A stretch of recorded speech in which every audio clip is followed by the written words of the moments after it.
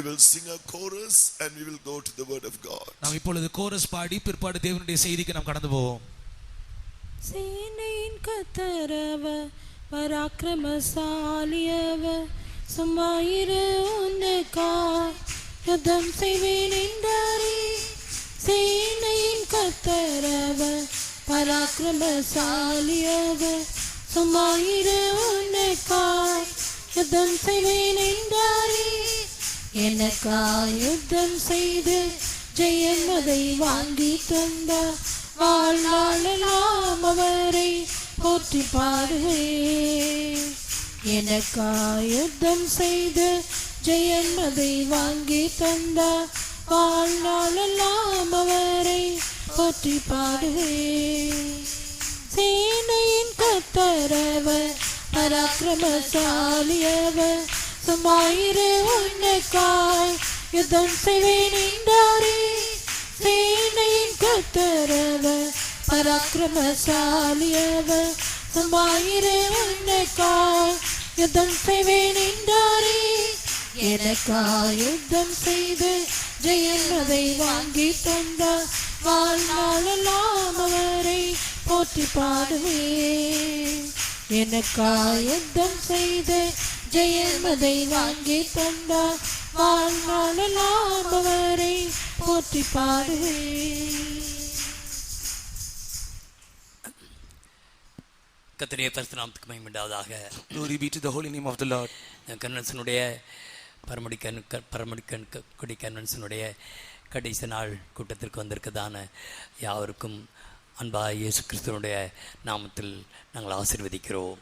We bless all those who have gathered for the last meeting of this Paramagudi convention in Jesus name. நீங்கள் உண்மையாகவே ஆசீர்வதிக்கப்பட்டவர்கள்.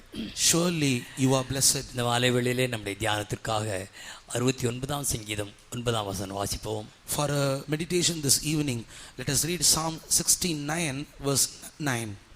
உம்முடைய வீட்டை குறித்து உண்டான பக்தி வைராக்கியம் என்னை பட்சித்தது. உம்மை நிந்திக்கிறவர்களுடைய நிந்தனைகள் என்மேல் விழுந்தது. For the zeal of thine house hath eaten me up, and the reproaches of them that reproached thee are fallen upon me. உம்முடைய வீட்டை குறித்தான பக்தி வைராக்கியம் என்னை பட்சித்தது. For the zeal of thine house hath eaten me up. உம்மை நிந்திக்கிறவருடைய நிந்தனைகள் என்மேல் விழுந்தது. And the reproaches of them that reproached thee are fallen upon me. இந்த சங்கீதம் தாவீதுடைய சங்கீதமாக இருந்தாலும் கூட, though it was a song of David, இந்த வார்த்தைகள் நித்தியமான தேவனுடைய வார்த்தைகள். These are the words of the eternal God. வேதத்திலுள்ள வார்த்தைகள் எல்லாம் ஆவியானவரால் ஏவப்பட்டு எழுதப்பட்டவைகள் என்று நாம் நன்றாக அறிந்திருக்கிறோம். We very well knew that all the words that are written in the scripture are written by the inspiration of the Holy Spirit. விசேஷமாக இப்பொழுது சொல்லப்பட்டதான வார்த்தைகள் எல்லாம் வார்த்தைகள் அல்ல, அது தீர்க்கதரிசன வசனங்கள். And now what are all we have read now, they are not words simply, but they are prophetical words. தேவன் நித்தியமானவராக இருக்கிறபடினால் அவருடைய வார்த்தைகளும் நித்தியமானவர்களாக இருக்கிறது. Since our God is eternal, his words are also eternal. தேவனுடைய தீர்க்கதரிசன வார்த்தைகள் 3 விதமான நிறைவேறுதலாக இருக்கிறது என்று நாம் அறிந்திருக்கிறோம். We all know the words of God are having 3 fulfillments. ஒன்று, அந்த சந்தர்ப்பத்திலே உரைக்கப்பட்டதான தீர்க்கதரிசன வார்த்தைகள் எழுத்தின்படி இல்லாவிட்டால் இஸ்ரவேலருக்குள்ளே நிறைவேற்றப்பட்டன. First of all, that prophecy would have been fulfilled literally in the life of the people of Israel. ஏதோ அழிந்து போவதான ராஜ்யத்திற்காக நித்தியமான தேவன் வாக்குத்தத்தம் கொடுப்பதே இல்லை. Our Lord God is not giving any promise related to this perishing kingdom. இந்த தீர்க்கதரிசன வார்த்தைகள் எல்லாம் ஆவிக்குரியபடி ஆவிக்குரிய சிலுவைகளாகிய நமக்குள்ளேயும் இல்லாவிட்டால் சபைக்குள்ளேயும் நிறைவேற்றிக் கொண்டே இருக்கின்றன. All the promises of God are keep on being fulfilled in the spiritual church of God, spiritual Israel. எல்லாவற்றை காட்டிலும் நித்தியத்திலே தான் உண்மையாகவே அந்த வார்த்தைகள் எல்லாம் அந்த தீர்க்கதரிசன வசனங்கள் எல்லாம் நிறைவேற்றப்பட போகின்றன. Above all these prophetical words are going to be fully fulfilled only in the eternal kingdom which is to come. இந்த வசனத்தை நாம் தியானிக்கும் பொழுது இங்கே மனிதனை குறித்து தேவனுடைய நித்தியமான நோக்கம் என்ன என்பதை அறிந்து கொள்ள முடியும். When we understand this, when we read this word and understand, we can understand the plan of God concerning man. நித்தியத்தை குறித்து தெளிவாக அறிந்து கொள்ள முடியும். We can also understand the eternity from this word. அது மாத்திரமல்ல, பிதாவுக்கும் குமாரனுக்கும் குமாரனுக்கு உள்ளதான சம்பாஷணை என்ன என்பதையும் அறிந்து கொள்ள முடியும். Not only that, we can also understand the conversation that is going between father and the son. எல்லாவற்றுக்கும் மேலாக சபை குறித்து தேவனுடைய நோக்கம் என்ன, சபையினுடைய கடைசி உத்தரவாதம் என்ன என்பதை குறித்து எச்சரிப்பதாக நாம் இந்த வசனத்திலே அறிந்து கொள்ள முடியும். Above all, from this verse we can understand the plan of God concerning the church and the responsibility that is endured upon the shoulder of the church. இந்த வசனத்திலே மூன்று முக்கியமான வார்த்தைகளை மாத்திரம் நாம் எடுத்து தியானிப்போம். Though we have many things in this verse, we take only 3 words from this verse. இது உம்முடைய வீடு என்று முதலாவது நாம் படிக்கிறோம். First of all, we read about thine house. உம்முடைய வீடு என்பது ஆண்டவராகிய இயேசு கிறிஸ்து தேவனாகிய கர்த்தரிடத்திலே சொல்லும் பொழுது அதை பிதாவின் வீடு என்று நாம் சொல்லப்பட்டிருக்கிறதை யோவான் எழுதின சுவிசேஷம் 14ஆம் அதிகாரம் முதல் 2 வசனங்களை வாசித்து அறிய முடியும். And the zeal of thine house means the Lord Jesus Christ is speaking to Father, saying like this, it is thine house, that is thine kingdom. We read in John chapter 14 verses 1 and 2. வரப்போறதான நித்தியம் எல்லாம் பிதாவின் வீடு என்று தான் அழைக்கப்படுகிறது. And the eternal kingdom which is to come is called Father's house. ஆனால் இங்கே நாம் உம்முடைய வீட்டை குறித்தான பக்தி வைராக்கியம் என்று சொல்லும் பொழுது, when we speak, when we read here that zeal of thine house, இயேசு கிறிஸ்து இந்த உலகத்திலே ஜீவித்ததான நாட்களிலே தன்னுடைய ஊழியத்தை ஆரம்பிக்கும் பொழுதும் தன்னுடைய ஊழியத்தை முடிக்கும் பொழுதும் 2 முறை எருசலேமுக்கு சென்று ஆலயத்தை சுத்திகரித்தார் என்று நாம் படிக்கிறோம். While Jesus Christ was living on this earth, 2 times at the beginning of his ministry and at the end of his ministry, he visited Jerusalem and sanctified the temple of God. ஊழியத்தின் ஆரம்பிக்கும் பொழுது அவர் எருசலேம் தேவாலயத்துக்கு சென்று அவர் கயிறினால் சவுக்கை உண்டு பண்ணி அங்கே அந்த ஆலயத்தை சுத்தம் செய்வதை, அதாவது சுத்தம் செய்வதென்றால் வியாபார விழாக்க வேண்டாம் என்று சொல்லி சுத்தம் செய்வதை யோவான் 2ஆம் அதிகாரத்திலே நாம் வாசித்திருக்கிறோம். In John chapter 2 we read like this, that the Lord God visited the John chapter 2 and verse 15 we read, the Lord God made a scourge of small cords and he sanctified the temple of God which was at Jerusalem. என்னுடைய வீடு எல்லாருக்கும் ஜெப வீடு. And my father's house, a house of prayer for all. கல்லறுக்கை ஆக்க வேண்டாம். Do not make it as a house of வியாபார merchandise. வீடாக்க வேண்டாம். Do not make it as a house of merchandise. அவர் தன்னுடைய ஊழியத்தின் ஆரம்ப நாட்களிலேயே தேவாலயத்தை சுத்திகரிப்பதை நாம் பார்க்கிறோம். And likewise at the beginning of his ministry he sanctified the temple of God, we see. அதே போல நாம் மத்தேயு எழுதின சுவிசேஷம் 21ஆம் அதிகாரம், மார்க் 11ஆம் அதிகாரம், லூக்கா 19ஆம் அதிகாரம் இவைகளில் வாசிக்கும் பொழுது ஊழியத்தின் முடிவிலே அவர் திரும்பமாக ஆலயத்தை சென்று சுத்திகரிப்பதை நாம் படிக்கிறோம். Likewise when we read in Matthew chapter 21 verses 12 and 13 and Luke chapter 19 verse 45 and Mark chapter 11 verse 15 we read at the end of this ministry also he visited the temple at Jerusalem and he sanctified it. அங்கேதான் இந்த வசனங்களை குறிப்பிடுகிறதை நாம் பார்க்கிறோம். And all these verses there we can see that he is doing that. ஆலயத்தை சுத்திகரிக்கும் பொழுது சீஷர்கள் இந்த தீர்த்தன வார்த்தையை நினைவு கூர்கிறார்கள். When he was sanctifying the temple of God, the disciples remembered this prophetical utterance. உம்முடைய வீட்டை குறித்தான பக்தி வைராக்கியம் என்னை பட்சித்தது என்ற வார்த்தை நிறைவேறிற்று.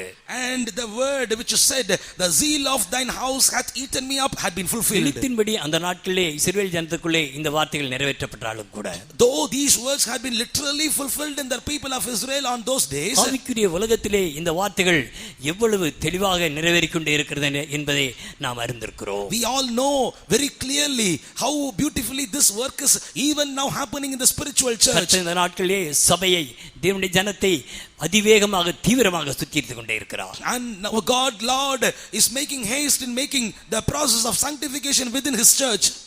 தேவன் அதிலே மிகவும் தீவிரமாக கிரியை செய்து மாத்திரமல்ல, நாம் அவர் வைராக்கியத்தோடு கிரியை செய்கிறார் என்று நாம் படிக்கிறோம். And we understand our Lord God is doing that work with much haste and much zeal. அதுபடியால் தேவனுடைய ஆலயமாகிய சபை குறித்து அவர் மிகவும் வைராக்கியமாக இருக்கிறார். And that is why about this temple of God, the church of God, he is having much zeal. தேவனுடைய வாசஸ்தலமாகிய ஆலயத்தை குறித்து நாம் படிக்கும் பொழுது, when we read about the dwelling at the tabernacle of God, the temple of God, இந்த பூமியிலே 7 வாசஸ்தலங்கள் இருப்பதாக நாம் ஏற்கனவே உபதேச ரீதியாக அறிந்திருக்கிறோம். And according to the doctrine we all knew that there were 7 temple of God on this earth. ஒன்று Eden ஒரு வாசத்தலமாக இருந்தது. The first temple of God was Eden. இரண்டாவதாக வனாந்தரத்திலே உண்டாக்கப்பட்ட ஆசரிப்பு கூட ஒரு வாசத்தலமாக கருதப்பட்டது. Secondly, the tabernacle in the wilderness was also considered the dwelling place of God. மூன்றாவது சாலமோனின் ஆலயம் வாசத்தலமாக கருதப்பட்டது. Thirdly, the Solomon's temple of God was considered to be the dwelling place of God. நான்காவது செருபாபேலின் ஆலயம் ஒரு வாசத்தலமாக கருதப்பட்டது. Fourthly, the Zerubbabel's temple of God was considered his dwelling place. ஐந்தாவது ஏரோதின் ஆலயமானது ஒரு ஆலயமாக கருதப்பட்டது. Fifthly, Herod's temple of God was also considered to be his dwelling place. ஆறாவதாக இப்பொழுது இருக்கிற சபையானது பரிசுத்தாவின் விஷயம் பெற்றதான தேவனுடைய பிள்ளைகள் ஒவ்வொருவரும் தேவனுடைய வாசத்தலமாக ஆலயமாக கருதப்படுகிறார்கள். And sixthly, the spiritual church of God, those who have been anointed and those who are in the church, they are considered to be the temple of God. இந்த ஆலயம் ஆவிக்குரிய ஆலயமாக இருக்கிறது. And this is the spiritual temple of God. ஆனால் மற்றொரு கடைசி ஆலயத்தை குறித்து இந்த பூமியிலே கடைசி ஆலயத்தை குறித்து நாம் பார்க்கும் பொழுது, when we see the last and the final temple of God on this earth, தான் 1000 வருஷ அரசாட்சி. that is going to be the millennial reign. 1000 வருஷ அரசாட்சியே அவருடைய வாசத்தலம் கடைசி வாசத்தலத்திற்கு இந்த பூமியிலே கடைசி வாசத்தலமாக இருக்கிறது. And the millennial reign is going to be the final temple of God on this earth. தேவனாகிய கர்த்தர் இந்த ஆலயங்களை குறித்து இல்லாட்டால் இந்த வாசத்தலத்தை குறித்து வைராக்கியமாக இருக்கிறார். And about our Lord God, about concerning this temple of God, he is having much zeal within him. விசேஷமாக இந்த நாட்களில் இருக்கிறதான ஆவிக்குரிய ஆலயமாகிய சபை குறித்தும் இல்லாவிட்டால் அபிஷேகம் பெற்றதான தேவனுடைய பிள்ளைகளாகிய என்னை குறித்தும் உங்களை குறித்தும் கர்த்தர் மிகவும் கருத்துள்ளவராய் வைராக்கியம் உள்ளவராய் இருக்கிறார் என்பதை மறக்க வேண்டாம். You should not forget that our Lord God is much careful about the spiritual temple of God, that is a church that is spiritually anointed, you and me. முந்தின நித்தியம் ஒரு ஆலயமாக இருந்தது.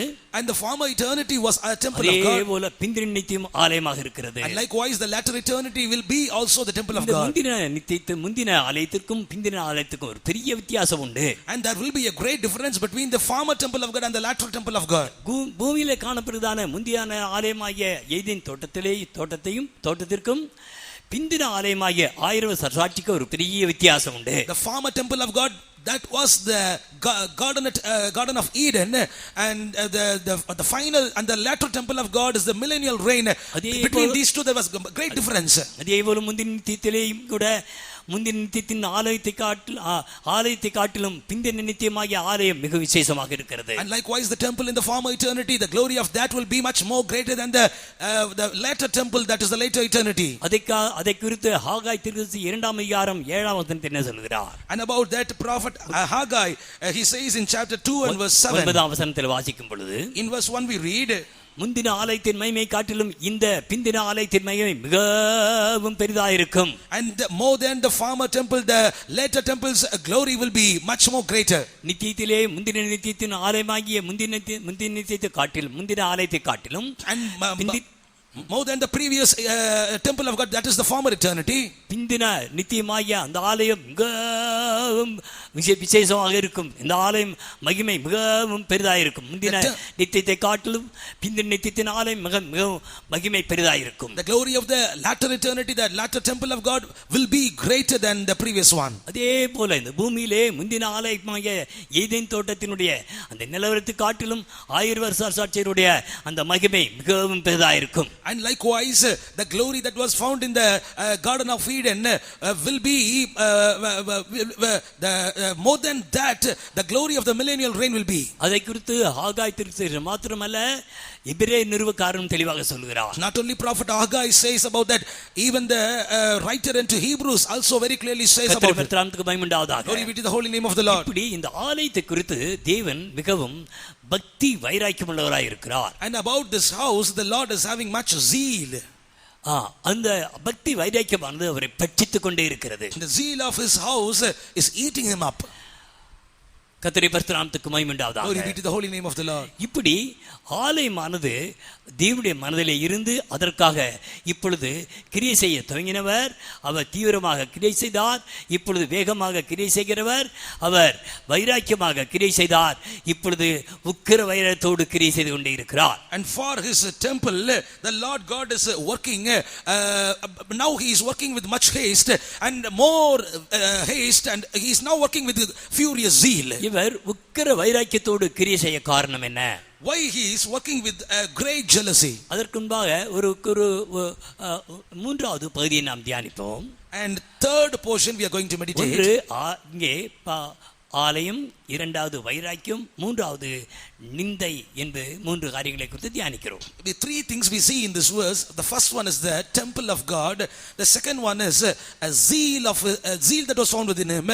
Thirdly, the reproach. உம்மை நிந்திக்கிறவுள்ள நிந்தனைகள் என்மேல் விழுந்தது. The reproaches of them that reproached thee are fallen upon me. இந்த நிந்தை குறித்து ஒரு வார்த்தை சொல்லும்படியாக நான் வாஞ்சிக்கிறேன். I want to speak a word about this reproach. நிந்தை குறித்து நாம் டிக்ஷனரியில் படித்தால் அதற்கு ஏராளமான அர்த்தங்கள் கொடுக்கப்பட்டிருக்கிறது. When we try to understand this word reproach, many meanings are given for this in the dictionary.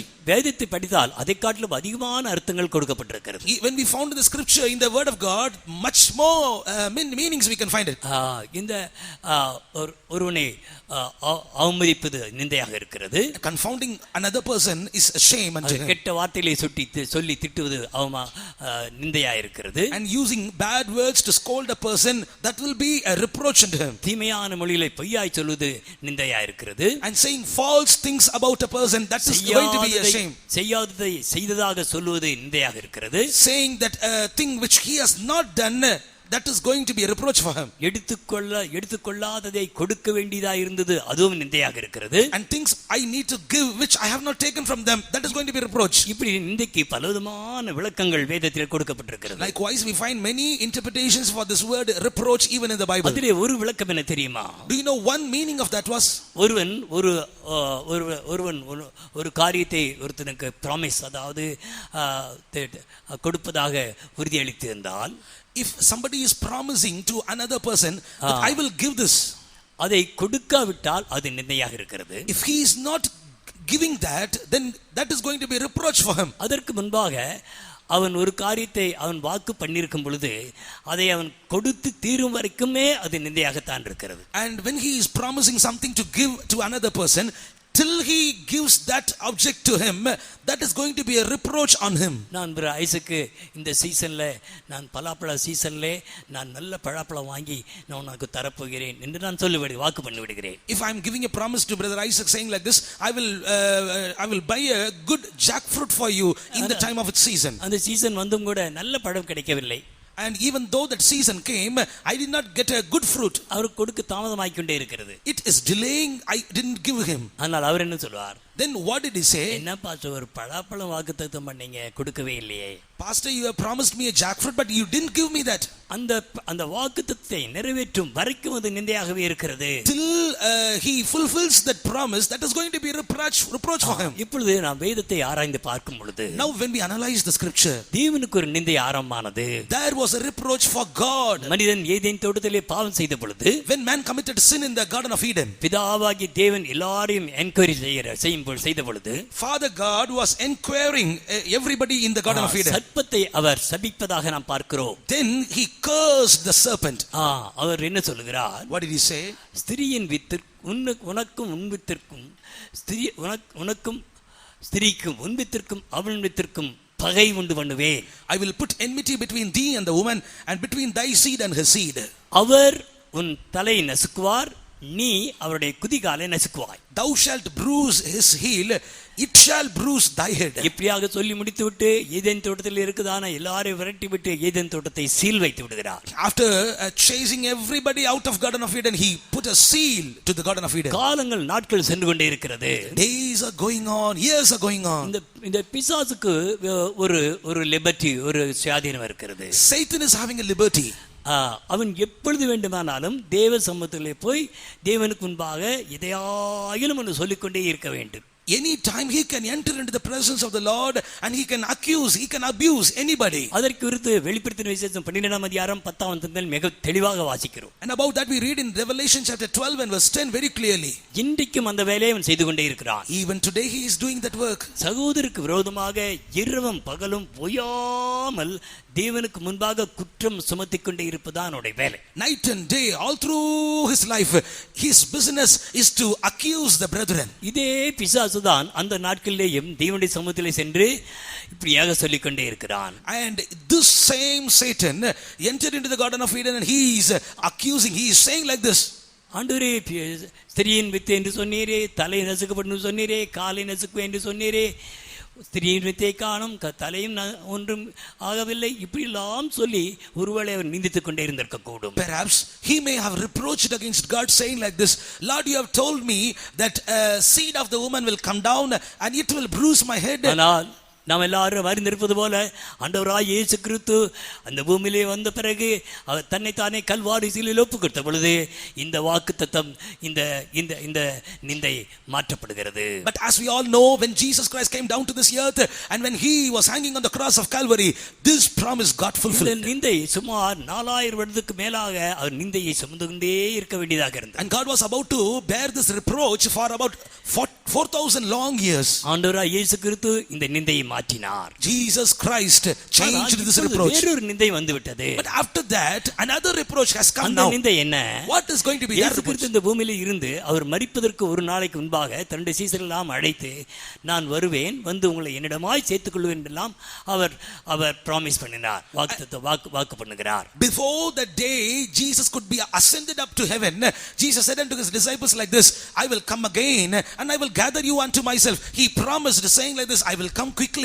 அவர் உயிர்த்தெழுந்த பிறகும் கூட இதோ சீக்கிரமாய் வருகிறேன் என்று சபைக்கு திருவளம் பெற்றுகிறார். Even after his resurrection, he is promising to the church, saying like this, I will come again quickly. அவர் இந்த வார்த்தைகளை சொல்லி 2000 வருடங்கள் ஆகிக்கொண்டே ஆகிவிட்டது. After he has told this word, it had been about 2000 years past. ஆனால் அவர் இன்னும் வந்தபாடில்லை. But hitherto he did not come. ஆனால் இப்பொழுது பிசாசு என்ன செய்கிறான்? But now what did Satan do? தேவனுக்கு முன்பாக அவர் இந்த வார்த்தைகளை சொல்லி நிந்தித்துக் கொண்டே இருக்கிறார். He would have come before God and he is reproaching God, saying like this. 2 பேதுரு 2 அதிகாரம் 3 வசனம் வாசிக்கும் பொழுது, chapter 2 and verse 3, 2 பேதுரு 2 அதிகாரம் 3 வசனம் வாசிக்கும் பொழுது, in 2 Peter chapter 2 and verse 3 we read, கடைசி நாட்களில் பரியாசக்காரர்கள் தோன்றி, முதலாவது நீங்கள் அறிய வேண்டியது என்னவெனில், கடைசி நாட்களில் பரியாசக்காரர் வந்து தங்கள் சுய இச்சைகளின்படியே நடந்து அவர் வருவார் என்று சொல்லுகிற வாக்குத்தத்தம் எங்கே? பிதாக்கள் நித்திரை அடைந்த பின்பு சகலமும் சிருஷ்டிப்பின் தோற்றம் முதல் இருந்த விதமாகவே இருக்கிறது என்று சொல்லுவார்கள். கடைசி நாட்களிலே நடக்க வேண்டியதான காரியங்களை இங்கே தீர்க்கதரிசனமாக பேதுரு உரைக்கிறார். And here St. Peter is prophesying what is going to happen in the last days. இந்த பூமியிலே இந்த உலகத்திலே மாத்திரமல்ல, not only in this world, தேவ சமூகத்திலே நடக்கிறதான காரியத்தை தான் இங்கே சொல்கிறார். தேவ சமூகத்திலேயும் நடக்கிறதான காரியத்தை சொல்கிறார். And he is speaking about the thing even happening in the presence of the Lord also. கடைசி நாட்களிலே இந்த பரியாசக்காரனாய குட்டிச்சாத்தான் தேவ சமூகத்திலே தேவனுக்கு முன்பாக போய் வருகிறார் சொல்கிறான். வாக்குத்தத்தம் எங்கே? எல்லா உலகம் உண்டான முதற்கொண்டு இருந்தது போலவே இருக்கிறது, நீ இன்னும் வந்து சேரவே இல்லையே. And the small devil will go into the presence of the Lord and he is asking like this, where is the promise? He that will come, he will not delay, he will not tarry. Where is the promise? He is reproaching against God. ஆனால் சீக்கிரமாய் வரப்போகிறார் என்று அவன் நன்றாக அறிந்திருக்கிறார். But he very well know that he is going to come here very soon. தேவ சமூகத்திற்கு போய் முகாந்தரம் இல்லாமல் ஏவிக்கொண்டே இருக்கிறார். But without any reason he is going into the presence of God and he is reproaching against God. வருகிறேன் என்று சொல்லி வரவே இல்லை. And you said that you are going to come, but you didn't come. இந்த ஜனங்களும் கூட பேசாம இருந்தா பாவத்தை தண்ணீர் போல கொடுத்து இஷ்ட போல ஜீவித்திருப்பார்கள், நீரும் அந்த பாடலை என்று இப்படி எல்லாம் அவன் பரியாசம் செய்து கொண்டே இருப்பான். And he would have mocked against God, saying like this, if you would have not tell anything, then they would have drunk sins like water and they will be as if their mind says. அவனுடைய தன்னுடைய ஸ்தானத்திலே இடைப்பறிக்கிறதான தேவனாகிய கர்த்தர் என்ன செய்கிறார்? So our Lord God who are taking rest in his own place, what is he doing? இவர் வைராக்கியமாக எழும்புகிறார். Now he is with great zeal, he is rising up. அவனுக்காக எருசலேமுக்காக கடும் வைராக்கியம் கொண்டு உக்கிர வைராக்கியம் கொண்டிருக்கிறேன் என்று சகரியா 8 அதிகாரம் 2 வசனத்திலே வாசிக்கிறோம். In Zechariah chapter 8 verse 2 he says, I have a great jealousy for Zion and New Jerusalem and I am now having a great fury for them. 2000 வருடங்கள் நிந்தையாக இருந்தாலும் கூட கடைசி நாட்களிலே நாம் வந்திருக்கிறோம். And though we have passed 2000 years, we have come to the last time. சத்துரு நன்றாக அறிந்திருக்கிறான். And this Even our adversary தனக்கு knew. கொஞ்ச காலம் மாத்திரம் உண்டென்று கண்டு முழு பலத்தோடு தந்திரமாக தேவனுடைய பிள்ளைகளுக்குள்ளே கிரியை செய்து கொண்டே இருக்கிறார். Knowing that he is having only very short time, he is working very cunningly among the children of God. ஆனபடியால் தேவன் இப்பொழுது உக்கிர வைராக்கியமாக எழுப்பி கிரியை செய்கிற நாட்களாக மாறி இருக்கிறது. Therefore, these are the days God has risen with great fury for the church of Zechariah God. 58:2 வாசிக்கும் பொழுது, When we read Zechariah chapter 8 and verse 2, அவர் புதிய எருசலேமுக்காகவும் சீயோனுக்காகவும் கடும் வைராக்கியம் மாத்திரமல்ல உக்கிர வைராக்கியம் கொண்டிருக்கிறேன் என்று சொல்கிறார். he says, for Zion and New Jerusalem, not only great jealousy, but he is having a jealous with great fury. நான் சீயோனுக்காக கடும் வைராக்கியம் கொண்டேன், அதற்காக மகா உக்கிரமான வைராக்கியம் கொண்டேன் என்று சேனைகளின் கர்த்தர் சொல்லுகிறார். Say the Lord of hosts, I was zealous for Zion with great jealousy, and I was jealous for her with great fury. அவர் சீயோனுக்காக புதிய எருசலேமுக்காக கடும் வைராக்கியம் மாத்திரமல்ல உக்கிர வைராக்கியம் கொண்டிருக்கிறேன் என்று சொல்கிறார். He was jealous for Zion and New Jerusalem with great jealousy. Not only that, he says, I was jealous for her with great fury. ஆனபடியால் கர்த்தர் இந்த நாட்களே உக்கிர வைராக்கியத்தோடு எழும்பி கிரியை செய்து கொண்டே இருக்கிறார். Therefore, the Lord with great fury, with great jealousy, he is working for his church. அருமையான தேவனுடைய பிள்ளைகளே, ஏன் ஒரு உக்கிர வைராக்கியமாக கிரியை செய்ய வேண்டும்? Beloved children of God, why he needs to work with great fury? அவர் வருகிறேன் என்று சொல்ல சீக்கிரமாக வர வேண்டும். He that had promised that I will come, he should come. அவர் தாமதித்துக் கொண்டே இருக்கிறார். And he is delaying, he is இந்த tarrying. காரணம் யார் சொல்ல முடியும்? Who can say this? இதோ சீக்கிரமாய் வருகிறேன், இதோ சீக்கிரமாய் வருகிறேன் சொன்னவர், and he who has promised that I will come quickly, I am coming quickly, ஒரு பதிலை எதிர்பார்த்து கொண்டே இருக்கிறார். he is expecting an answer, reply from us. அந்த பதில் என்ன? What is going to be the answer? ஆமென் கர்த்தாவே வாரும். Amen, Lord come. ஆமென் கர்த்தாவே வாரும். Amen, oh Lord come. நாங்கள் ஆயத்தமாய் இருக்கிறோம். Yes, we are ready. நாங்கள் சுத்தமாய் இருக்கிறோம். Yes, we are made clean. வந்து எங்களை உம்மோடு கூட சேர்த்துக்கொள்ள. Oh, come and gather us unto you. சீக்கிரமாய் வாரும். Oh Lord, come quickly. ஆவியும் மனவாட்டியும் வாரும் என்பார்களாக. Spirit and the bride together say, கர்த்தருடைய let Lord come. மகிமையுண்டாவதாக. Glory be to the name of the Lord. ஆனால் இன்னும் சபை ஆயத்தமாகவே இல்லை. But hitherto the church is not 2000 வருடங்களுக்கு முன்பாக இந்த வார்த்தை சொன்ன பொழுது, when it was told 2000 years ago, Corinth சபையார் யாதொரு வருத்தலும் குறைவில்லாதவர்களாய் தனக்குண்டான எல்லாவற்றையும் பொதுவாக கொடுத்துவிட்டு ஒவ்வொரு நாள் மாலையிலேயும் வெளியே வந்து வானத்தை அண்ணார்ந்து பார்த்து முழங்கால் படிட்டு கர்த்தர் வருவார் வருவார் என்று காத்துக்கொண்டே இருந்தார்களாம். Church of Corinth, having all gifts within themselves, they sold everything and enjoyed everything in common. They every evening they came out of their house and they were seeing the sky and waiting for the coming of the Lord. ஆனால் 2000 வருடத்திற்கு பிறகு இது பலுகி பெருகி ஒரு பெரும் கூட்டமானது என்ற வரி நாளுக்காக ஆயத்தமாகி காத்துக்கொண்டே இருப்பார்கள். நான் சீக்கிரமாய் வருகிறேன் என்று சொல்லும் பொழுது, ஆமென் கர்த்தாவே வாரும் என்று சொல்வார்கள். உடனே நான் மத்தியாகத்தில் போய் என்ற சபை எல்லாவற்றையும் என்னோடு கூட சேர்த்துக் கொள்வேன். இதுதான் அவருடைய வாஞ்சையாக இருந்து கொண்டே இருந்தது. And this is the desire of the Lord. After 2000 years, the church will be multiplied and all the people in the world will be waiting for my coming. They will say like this, oh Lord, come. ஆனால் இப்பொழுது அவரால் வர முடியவில்லை. But now he is unable to come. இன்னும் தாமதித்துக் கொண்டே இருக்கிறார். Even now he is delaying. கர்த்தருடைய பரிசுத்தத்துக்கு மகிமை உண்டாவதாக. Glory be to the holy name of the Lord. அருமையான தேவனுடைய பிள்ளைகளே, தேவன் தாமதிக்க காரணம் என்ன? Beloved children of God, what is the reason for his delay? நானும் நீங்களும் இன்னும் ஆயத்தமாகவே இல்லை. You and I are not yet ready. ஆனபடியால் தான் சொன்னேன், சபைக்கு ஒரு பெரிய உத்தரவாதம் உண்டு. That is why I told already there is a responsibility for the church. பிதாவினால் உண்டான நிந்தையானது குமாரன் மூலமாக நீக்கப்பட்டது. The reproach that was with God had been taken away by his son. குமாரனுடைய நிந்தையானது நீக்கப்பட வேண்டியதான உத்தரவாதம் சபையின் மீது பொறுத்தப்பட்டிருக்கு. The responsibility to take the reproach of son Jesus had been fallen upon the church. நானும் நீங்களும் கர்த்தருடைய வருகை நாளுக்கு ஆயத்தமாக்கப்படும் பொழுது அந்த நிந்தையானது மாற்றப்படும். When you and I are made ready for the coming of the Lord, that reproach will be taken away. அருமையான தேவனுடைய பிள்ளையே, அருமையான ஆலயமே, அபிஷேகம் பெற்றதான தேவனுடைய பிள்ளையே, என்னை குறித்தும் உங்களை குறித்தும் கர்த்தர் வைத்திருந்தான நம்ம மீது வைத்திருந்தான உத்தரவாதத்தை பாருங்கள். Beloved child of God, beloved temple of God, beloved anointed child of God, you need to look upon the responsibility that is fallen upon us. நாம் சாதாரணமான ஆட்கள் அல்லவே அல்ல. We are not at all ordinary people. நேற்றைய தினத்தில் நாம் கேட்டது போல நானும் நீங்களும் சாதாரணமானவர்கள் அல்லவே அல்ல. As last night we have heard, you and I are not at all ordinary people. எனக்காக உங்களுக்காக தன்னுடைய சொந்த ரத்தத்தை சிந்தி இருக்கிறார். He has shed his own blood for you and me. சொந்த ஜீவனை கொடுத்திருக்கிறார். Given his own life for me. சரீரத்தை பிக்கும்படியாக கொடுத்து விட்டார். He has given his body to be rent. என்னையும் உங்களையும் அவர் விலைக்கு வாங்கி விட்டார். He has bought us for a price, you and I. இப்படித்த ரத்தத்தையும் ஜீவனையும் கொடுத்து விலைக்கு வாங்கி விட்டு and shedding his own blood and gave a price and he bought அழைத்து and calling by our name. தனிமையாக்கி வைக்கிறதுடைய நோக்கம் என்ன? and he has made us that we may be alone. For what is the reason?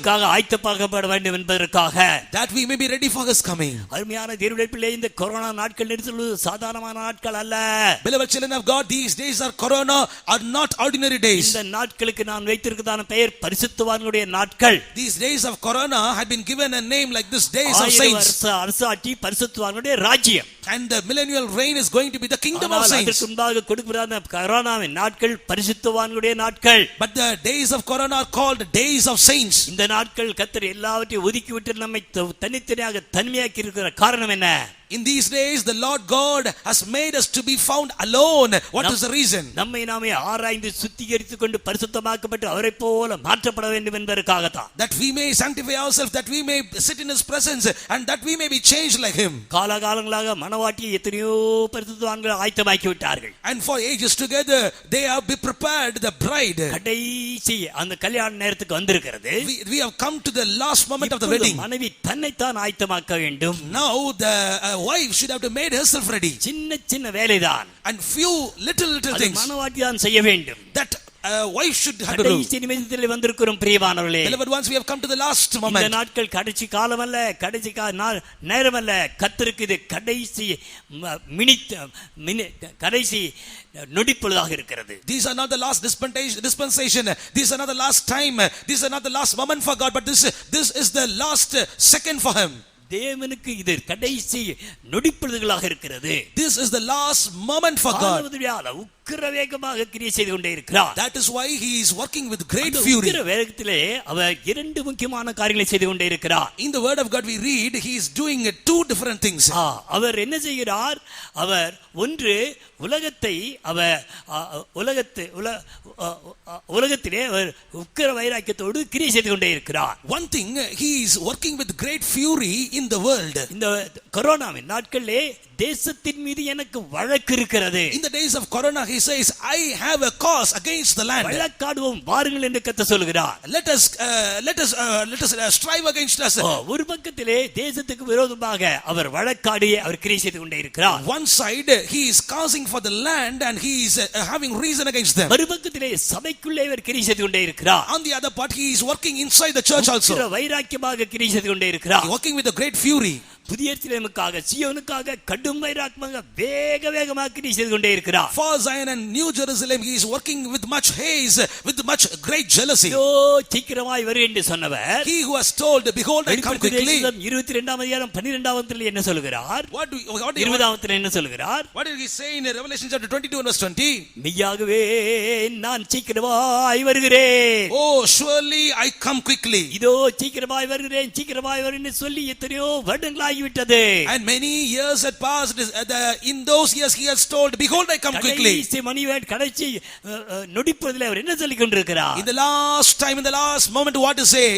என் பிள்ளையே, என்னுடைய சபையே, என்னுடைய ஆலயமே, மெய்யாகவே நான் சீக்கிரமாய் வருகிறேன். oh my child, oh my church, oh my temple, surely I come quickly.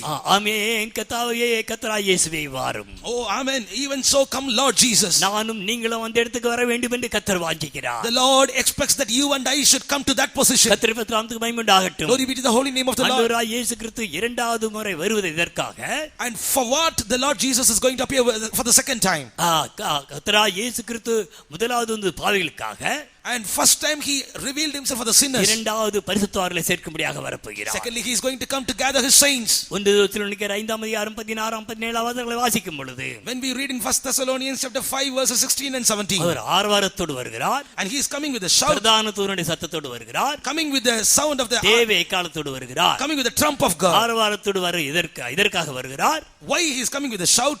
தம்முடைய ஜனத்துக்குள்ளே ஜெயம் பெற்றவர்களை சேர்க்கும்படியாக அமைதியாக வரவே முடியாது. and in order to gather the overcoming saints of God, how can he come without any sound. அவர்கள் உலகத்தையும் மாம்சத்தையும் பாவத்தையும் மாத்திரமல்ல, கடைசியாக நாம் கடந்த 2 நாள் 3 நாட்கள் செய்து போல பிசாசையும் ஜெயித்தவர்களாக இருக்கிறார்கள். And they are not only they have overcome the world and the lust, but they have overcome the demon also, as we have heard the last 2 days. அவரை சேர்க்க வரும் பொழுது அமைதியாக அவரால் வரவே முடியாது. In order to gather such people, he cannot come without any noise. இரண்டாவது, பிரதான தூதனுடைய சத்தத்தோடு வர காரணம் என்ன? Secondly, what is the reason he is coming with the voice of the angels? பூரணமாக்கப்பட்டதான பரிசுத்தவான்களை சேர்க்க வரும் பொழுது தேவதூத கணங்களோடு அங்கே கூடி வருகிறார். When he is gathering the perfected saints of God, he is coming with the army of angels of God. தேவதூதர்கள் யார்? Who are these angels? கடைசி அடிச்சுப்பை சொந்தக்கிறதான தேவனுடைய பிள்ளைகளுக்கு அவர்கள் பணிவிடை ஆகிவிகளாக நியமிக்கப்பட்டிருக்கிறார்கள். They are found as the ministering spirits in order to serve the church of God. இந்த பணிவிடை ஆவிகள் என்ன செய்ய வேண்டும்? What these ministering spirits should do? கடைசி ரட்சிப்பை சொந்தரிக்கதான தேவனுடைய பிள்ளைகளுக்கு பணிவிடை செய்ய வேண்டும். They need to minister unto the people of God who are about to be perfected. இன்றைக்கு நாம் செய்ய வேண்டியதான ஒரு செய்ய வேண்டியதான வேலையை செய்யாமல் நாம் தவிர்த்துக் கொண்டே இருக்கிறதை நான் உங்களுக்கு ஞாபகப்படுத்துகிறேன். I want to make you remind about the thing which we are not doing, but we should have to do. அபிஷேகம் பெற்றதான தேவனுடைய பிள்ளைகளே, anointed children of God, கர்த்தருக்கு ஆயத்தமாக்கப்பட்டதான தேவனுடைய பிள்ளைகளே, children of God who are made ready for the coming of the Lord. உங்களுக்கும் எனக்கும் பணிவிடை செய்யும்படியாக தேவனாகிய கர்த்தர் தேவதூதர்களுக்கே கட்டளையிட்டிருக்கிறார். God Lord had commanded unto angels even that they may minister unto us, that we may be perfected. ஒரு சந்தர்ப்பத்திலே நான் இப்படியாக எனக்கு கோபம் வந்து நான் தேவதூதரோடு நான் கடிந்து கொண்டேன். Once I got anger over angel of God and I rebuked them. பிரதேசத்திலே இத்தனை ஊழியக்காரர்கள், அது எந்த ஊழியக்காரர்களா இருக்கட்டும், இவ்வளவு பாடுபடுத்தப்படுகிறார்களே, நீங்க என்ன செய்றீங்க? பரலோகத்தில் உட்கார்ந்து சாப்பிட்டு தூங்கிட்டு இருக்கீங்களா என்று நான் ஒரு கேள்வி கேட்டேன். I asked a question like this. With anger, in Madhya Pradesh many Christians are persecuted. What are you doing? You are not doing anything on behalf of them. உங்களுக்கு தெரியாதா? Don't you know that? I asked. உதவி செய்ய கூடாதா? Can't you help them? அப்பொழுது அவர்கள் சொல்லுகிறார்கள், எங்களுக்கு நன்றாக தெரியும். Then they replied, we all knew about it. எப்படி போக முடியும்? Then how can we go there? எங்களுக்கு ஒருவர் சொல்லாமல் நாங்கள் எப்படி செய்ய முடியும்? Without we receive a command from God, how can we go? அந்த சத்தத்திற்காக ஆவலோடு காத்துக்கொண்டே இருக்கிறோம். We are waiting for his voice.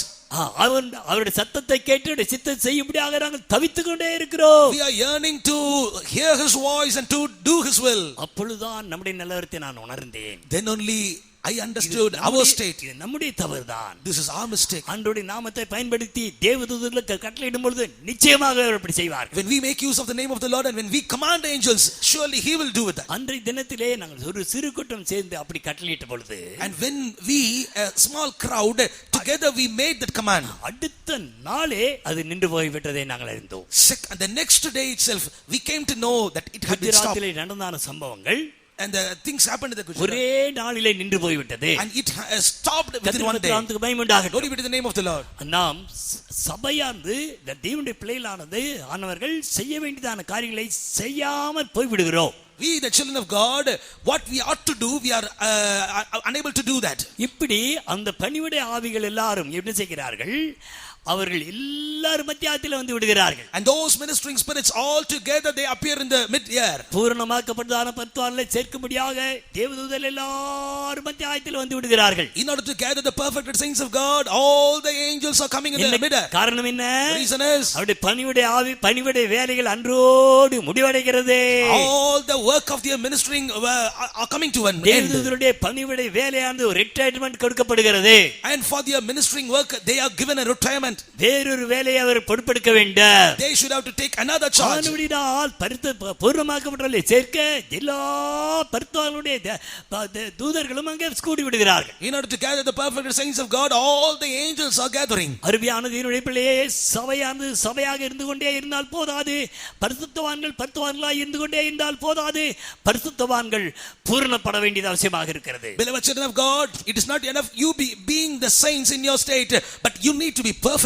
எபேசியர் நிருபம் 5ஆம் அதிகாரம் 12ஆம் வசனம் வாசிக்கும் பொழுது பரிசுத்தவான்கள் பூரணமாக்கப்பட வேண்டும் என்று பரிசுத்த பவுல் சொல்கிறார். In Ephesians chapter 4 verse 12, the Apostle Paul says that saints need to be perfected. ஆனபடியால் பரிசுத்தவான்கள் பூரணமாக்கப்படும்படிக்கு சபையிலே 3 விசேஷமான காரியங்களை தேவனாகிய கர்த்தர் ஏற்படுத்தி வைத்திருக்கிறார். Therefore the Lord God hath made 3 special things in the church that the church may be perfected. எபேசியர் நிருபம் 4ஆம் அதிகாரம் 13வது வசனம் வாசிக்கும் பொழுது when we read Ephesians chapter 4 and verse 13, 5 விதமான உத்தியோகத்தை கர்த்தர் சபைக்கு ஏற்படுத்தி வைத்திருக்கிறார் என்று நாம் பார்க்கிறோம். we read that Lord God hath ordained 5 offices for the church: அப்போஸ்தலர்கள், தீர்க்கதரிசிகள், சுவிசேஷகர்கள், மேய்ப்பர்கள், போதகர்கள். apostles, prophets, teachers, pastors and evangelists. இவர்கள் அப்போஸ்தலர் ராஜ்யம் என்று அழைக்கப்படுகிறார்கள். They are called the apostolic kingdom of God, 5 விதமான உத்தியோகத்தை அவர்கள் எடுத்துக்கொள்கிறார்கள். and they are having the 5 offices. வேதத்திலே சபை என்றால் அப்போஸ்தலன் இருக்க வேண்டும். And if there is a church, there need to be apostle. அவன்தான் பரிசுத்தவான்களை பூரணத்துக்கு நேராக வழி நடத்தவே முடியும். Only apostle can lead a church towards perfection. அப்போஸ்தலன் யார்? Who is apostle? அழைக்கப்பட்டவன் அப்போஸ்தலன். Apostle is a called one. அபிஷேகம் பண்ணப்பட்டவன் அப்போஸ்தலன். Apostle is anointed one. அனுப்பப்பட்டவன் அப்போஸ்தலன். Apostle is a sent. பிரஸ்தின் ஜீவன் உள்ளவன் அப்போஸ்தலன். One who has consecration is apostle. விசுவாச ஜீவன் உள்ளவன் அப்போஸ்தலன். One who leads faith life is apostle. மாம்சத்தின்படி ஒருவரும் அறியாதவன் தான் அப்போஸ்தலன். One who knows anybody by flesh. பரிசுத்தமான ஜீவன் செய்கிறவன் தான் அப்போஸ்தலன். One who leads the holy life is apostle. எபேசு சபையிலே இப்படிப்பட்ட அப்போஸ்தலர்கள் இல்லவே இல்லை. In the church of Ephesus such apostles were not found. ஆதி என்பை இழந்து விட்டார்கள். That is why many were risen. ஆவியானவர் இப்பொழுது அவர்கள் எச்சரிக்கிறார். That is why he is giving a warning to them. அப்போஸ்தலர் தகுதிகளை குறித்து நன்றாக அறிந்தவர்கள் தான். And they all know about the worthiness and qualification of ஆனால் apostle. ஒரிஜினல் அப்போஸ்தலர் அங்கே இல்லவே இல்லை. But the original apostles were not found there. ஆனபடியால் சபையினுடைய நிலவரம் மிகவும் தாழ்வான நிலவரத்திலே போய்விட்டது. That is why the state of the church came down to a lower state. நேராக வளர வேண்டியவர்கள் ஆதி நிலவரத்தையே இழந்து விட்டார்கள். That should have to reach the perfection, but they have lost their first state. ஆனால் இப்பொழுது அப்போஸ்தலர்களா என்று ஆராய்ந்து பார்க்கிறார்கள். Now they are analyzing whether they are the apostles or not. அவர்கள் ஆராய்ந்து பார்த்து After analyzing, அப்போஸ்தலர் சொல்லிக் கொண்டவர்கள் அப்போஸ்தலர் அல்ல என்பதையும் இவர்கள் ஆராய்ந்து கண்டுபிடித்து விட்டார்கள். and they analyzed and found out they are not the original apostles. அருமையான தேவனுடைய பிள்ளையே, நீ பரிசுத்தவானாக மாற்றப்பட்டிருக்கிறாய், உண்மைதான். Beloved child of God, you had become a saint. That is கர்த்தராகிய true. இயேசு கிறிஸ்துவின் புண்ணிய இரத்தத்தால் கழுவப்பட்டு, Being washed by the holy blood of Jesus. ஞானஸ்நானத்தால் நீதிமானாக்கப்பட்டு, நீதியை நிறைவேற்றப்பட்டு, Through the waters of baptism, they are being fulfilled the righteousness. அபிஷேகத்தை பெற்று பரிசுத்தவான் என்று அழைக்கப்படுகிறதான நீ, You were called saint by receiving the anointing of the Holy Spirit. நிலவரத்திலே இருந்தால் இந்த நிந்தை மாற்றப்படவே முடியாது. If you are remaining in the same state, the reproach of God will not be கர்த்தருக்கு taken. கொடுக்காத உபதேசம் என்ன? What doctrine God has not given? கர்த்தருக்கு வெளிப்படுத்தாத ரகசியம் என்ன? What mystery God has not revealed unto you? சத்தியத்துக்கு கீழ்ப்படிந்து உபதேசத்துக்கு ஒப்பு கொடுத்து நீ பூரணமாக்கப்பட வேண்டும். You need to obey to the truth. You need to submit yourself to the doctrine, and you need to be made perfect. இனிமேலும் உலகத்தையும் உலக ஆசாபாசத்தையும் உலகத்தையும் சிற்றுவதை நேசித்துக் கொண்டே இருக்காதே. Do not love the world and the lusts and affections of this world. உபதேசத்தை நேசிப்பாயாக. Let us love the doctrine. அப்போஸ்தலரை நேசிப்பாயாக. Let us love the apostolic doctrine. இயேசுவை நேசிப்பாயாக. Let us love our Jesus. சீக்கிரமாக பூரணப்படு. And very soon you will be perfect. 5 விதமான உத்தியோகத்தை தந்தது மாத்திரமல்ல, Not only giving 5 offices. 1 கொரிந்தியர் 12:28 வசனம் வாசிக்கும் பொழுது, When we read 1 Corinthians chapter 12 and verse 28, 8 விதமான ஊழியங்களை தந்து ஏற்படுத்துகிறார். God has ordained 8 different ministries in the church. அது மாத்திரமல்ல, Not only that, 1 கொரிந்தியர் 12:6-7 வசனங்களை வாசிக்கும் பொழுது, when we read 1 Corinthians chapter 12 verses 6 and 7, சபையினுடைய பூரணத்திற்காகவும் for the perfection of the church of God, சபையானது கிறிஸ்துவின் நிறைவேறும் வளருவதற்காகவும், that the church may grow in the Christ, தலையாய கிறிஸ்து எல்லாவற்றிலே வளரும்படிக்காக, that they may grow in all the aspects of their head. 9 விதமான வரங்களையும் தந்திருக்கிறார். He has given the 9 different gifts. அருமையான அபிஷேகம் பெற்ற தேவனுடைய பிள்ளையே, A child of God who had not been anointed, உள்ளே வரங்களை கர்த்தர் வைத்திருக்கிறார். and you have been anointed. God has given you நீ gifts. அடிக்கடி ஆவியிலே இருந்து அதை அனல் மூட்டி எழுப்பி விடு. You should have to be filled in the Spirit of God, and you should kindle the 9 gifts. வரங்களிலே கடைசி 7 வரம் சபையார் எல்லாரும் பெற்றுக்கொள்ளலாம். And the 7 last final gifts everybody in the church can receive. முதல் 2 வரங்களை பிரதிஷ்டை பண்ணப்பட்டதான அப்போஸ்தலருக்கு கர்த்தர் தருகிறார். The first 2 gifts the Lord is giving to the consecrated saints of God who are the apostles. அந்த வரங்கள் எதற்காக? For what these gifts are? அவனவனுடைய பக்தி விருத்திக்கு ஏதுவாக. For the edification of each and every one of them. வரங்களை பெற்றதான தீர்வுடைய பிள்ளையை நன்றாக கவனித்துக்கொள். Children of God who have received their gifts, you should have to listen carefully. இப்பொழுது அருமையான சாட்சியை கேட்டோம். We have hearkened to the good testimony. வரங்களை பெற்றதான சகோதரன் தான், And a brother who had received the gifts, அது ஒன்றும் பிரயோஜனப்படவே படாது. but nothing can be used. அவைகள் எல்லாம் இந்த பூமியோடு கூட முடிவடைந்து All விடுகிறது. these gifts will come to an end with this earth itself. கர்த்தருடைய வரியோடு கூட அந்த 7 வருடங்கள் முடிவடைந்து With விடுகிறது. the coming of the Lord, those 7 gifts will come to an end. நித்தியத்துக்கு போகும்போது விசுவாச வரம் தேவையில்லை. When you are going to the eternity, the gift of the Gift of the faith is not necessary. நித்தியத்துக்கு போகும்பொழுது விசுவாச வரம் அங்கே தேவையே இல்லை, உள்ளதை உள்ளது போலவே காண்போம். And when we go to the eternity, the gift of faith is not necessary. We will see as if we are seeing it. தெய்வ சுகமாக்க வரம் தேவையே இல்லை. And the gift of healing is not necessary there. அங்கே தீர்க்கதரிசனம் அவசியமே இல்லை. Gift of prophecy is not needed there. அற்புதம் செய்ய வேண்டிய அவசியம் இல்லை. நம்ம எல்லாருமே அற்புதமாக அதிசயமாக மாறி விடுகிறோம். Gift of performing miracles and wonders are not necessary there because we are miracles and wonders. இல்லவே இல்லை. And wonders and signs are not there. ஒரே ஒரு பாஷைதான். Only one language will be there. அந்த பாஷையை வியாக்கியானம் பண்ண வேண்டிய அவசியமே இல்லை. And there is nobody for them to interpret the tongues. எல்லாரும் இயேசுவோடு கூட மகிமையடைந்தவர்களாய் காணப்படுவோம். We will all be glorified with Jesus. பகுத்தறி வரத்துக்கு இடமே இல்லை. And there is not necessary for the gift of discerning. ஆனால் ஞானத்தை போதிக்கும் வரமும், but the gift of speaking the wisdom, அறிவை உணர்த்து வரமும், gift of understanding, நித்தியம் வரைக்கும் வந்து கொண்டே இருப்பது மாத்திரமல்ல, not only it will continue in the eternity, நித்தியத்தில் இது பெருகிக் கொண்டே இருக்கிறது. even in the eternity it will keep on growing within us. நம்முடைய ஊழியத்தை நாம் துவங்கும் பொழுது, when we start our ministry in the eternity, மனக்கண்கள் திறக்கப்படுகிறது.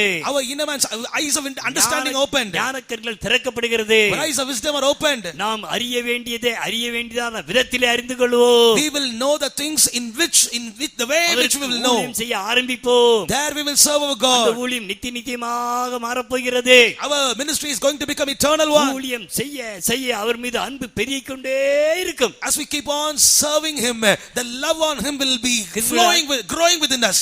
சகல பத்வாலோடு கூட சேர்ந்து கிறிஸ்துவின் அன்பின் ஆழம் நீளம் அகலம் உயரம் இந்த உலகத்திலே அளந்து முடிக்கவே முடியாது. being together with the saints of God, we cannot measure the depth and the breadth and the width of the love of the Lord Jesus Christ. நித்தியத்திலே தான் தொடர்ந்து கொண்டே இருப்போம் பிரியமானவர்களே. even in the eternity we will be doing this work, beloved ones. ஆனபடியால் நீ சீக்கிரமாக பூர்ணப்பட வேண்டும். therefore you need to be perfected very soon. பூர்ணப்படுதலை சேர்க்க அவர் பிரதான தூதர்களோடு எல்லா தூதகணங்களோடு வந்து யாகத்துக்கு வருகிறார். and to gather his perfected saints, he is coming with all his angels. மூன்றாவதாக நாம் படிக்கும் பொழுது, thirdly when we read, தேவ எக்காலத்தோடு வருகிறார். he is coming with the trump of God. தேவ எக்காலம் எதற்காக? for what this trump of God is? பரிசுத்தவான்களை கூட்டி சேர்ப்பதற்காக. in order to gather his saints.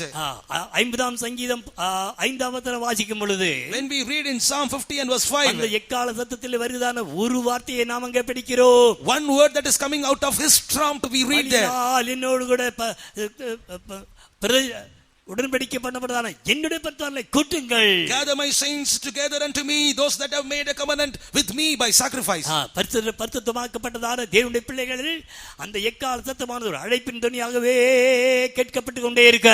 all the sanctified children of God will be hearkening to this trump of God. மற்றவர்களுக்கு இடி முழக்கம் போல காணப்படலாம், கேட்கப்படலாம். it will be like a thunder to the others. அருமையான தேவனுடைய பிள்ளைகளே, beloved children of God, நாம் பரிசுத்தவான்கள் தான். we are saints, ஆனால் பரிசுத்தமாக்கப்பட்டிருக்க வேண்டும். but we need to be sanctified. பரிசுத்தமுள்ளவன் இன்னும் பரிசுத்தமாக கடவன். he that is holy, let him be holy still. கர்த்தருடைய பரிசுத்த நாமத்துக்கு மகிமை உண்டாகட்டும். glory be to the holy name of the Lord. நம்முடைய ஆவியிலேயும் ஆத்துமாவிலேயும் சரீரத்தில் கிரியைகளிலேயும் நாம் சுத்திகரிக்கப்பட்டவர்களாய் பரிசுத்தமாக்கப்பட்டவர்களாய் காத்துக் கொண்டிருக்க வேண்டும். in our soul, in our spirit, even in the deeds of our body, we need to be sanctified and we need to wait for him with holiness. அதற்கு முதலாம் தெசலோனிக்கேயர் 5ஆம் அதிகாரம் 23ஆம் வசனத்திலே தெள்ள தெளிவாக வாசிக்கிறோம். about that we read very clearly in 1 Thessalonians chapter 5 verse 23. அது மாத்திரமல்ல, not only that, நாம் கர்த்தராகிய இயேசு கிறிஸ்துவினுடைய இரத்தத்தினால் சுத்திகரிக்கப்பட்டவர்களாய் இருக்கிறோம். being washed by the blood of Jesus Christ we are found. ஆனபடியால் நீங்கள் விசுவாசிகளாய் இருந்தாலும் சரி, ஒவ்வொரு பாவத்தையும் நீங்கள் ஆண்டவராகிய இயேசு கிறிஸ்துவினுடைய சமூகத்திலே அழுகையோடு கண்ணீரோடு அறிக்கை செய்து அந்த இரத்தத்தினால கழுவப்பட்டு முழுமையான சுத்திகரிப்பை பெற்றுக்கொள்ளத்தான் வேண்டும்.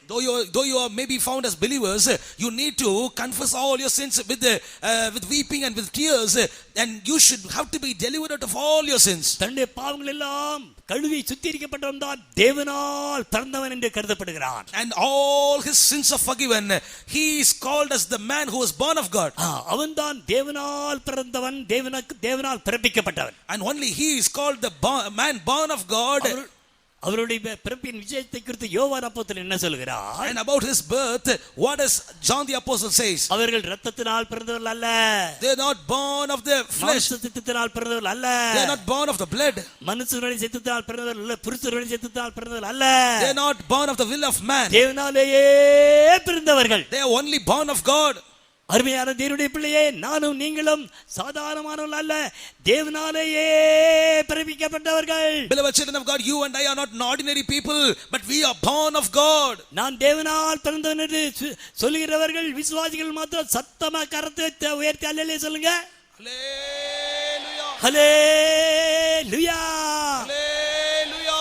நாம் தேவனால் பிறந்தவர்கள். We are born of God. நாம் தேவனால் பிறந்தபடினாலே, Since we are born of God, 5:18 என்ன வாசிக்கிறோம்? what do we read in 1 John chapter 5 and verse 18? தேவனால் பிறந்தவன் தன்னை காக்கிறான். He that is born of God preserveth himself. அவன் பாவம் செய்யவே மாட்டான். He will never commit sin. நீ தேவனால் பிறந்த பிறகு, After being born of God, இனிமேல் நீ பாவம் செய்யவே கூடாது, பாவத்தை பார்க்கவே கூடாது. after that you should not commit sin, you should not even look at sin. என்றால் தேவனாலே பிறந்து விட்டோம். Because we are born of God, அவன் தன்னை காக்கிறான். he keepeth himself. அவனுக்கு கொடுக்கிறதான அந்த பிரிவிலேஜ் என்ன, அவனுக்கு கொடுக்கிறதான வசதி என்ன?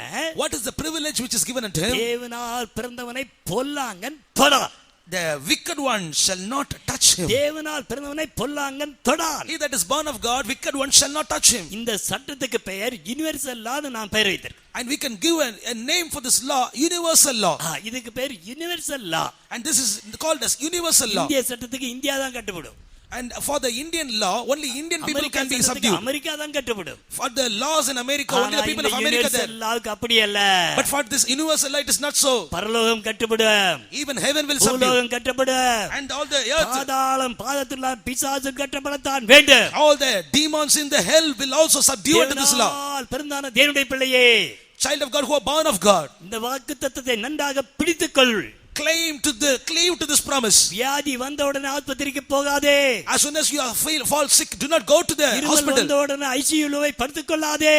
Do not go to the ICU and sleep there. நெஞ்சு வலிக்கிறது என்று நீ எங்கேயாவது போய் படுத்துக்கொள்ளாதே.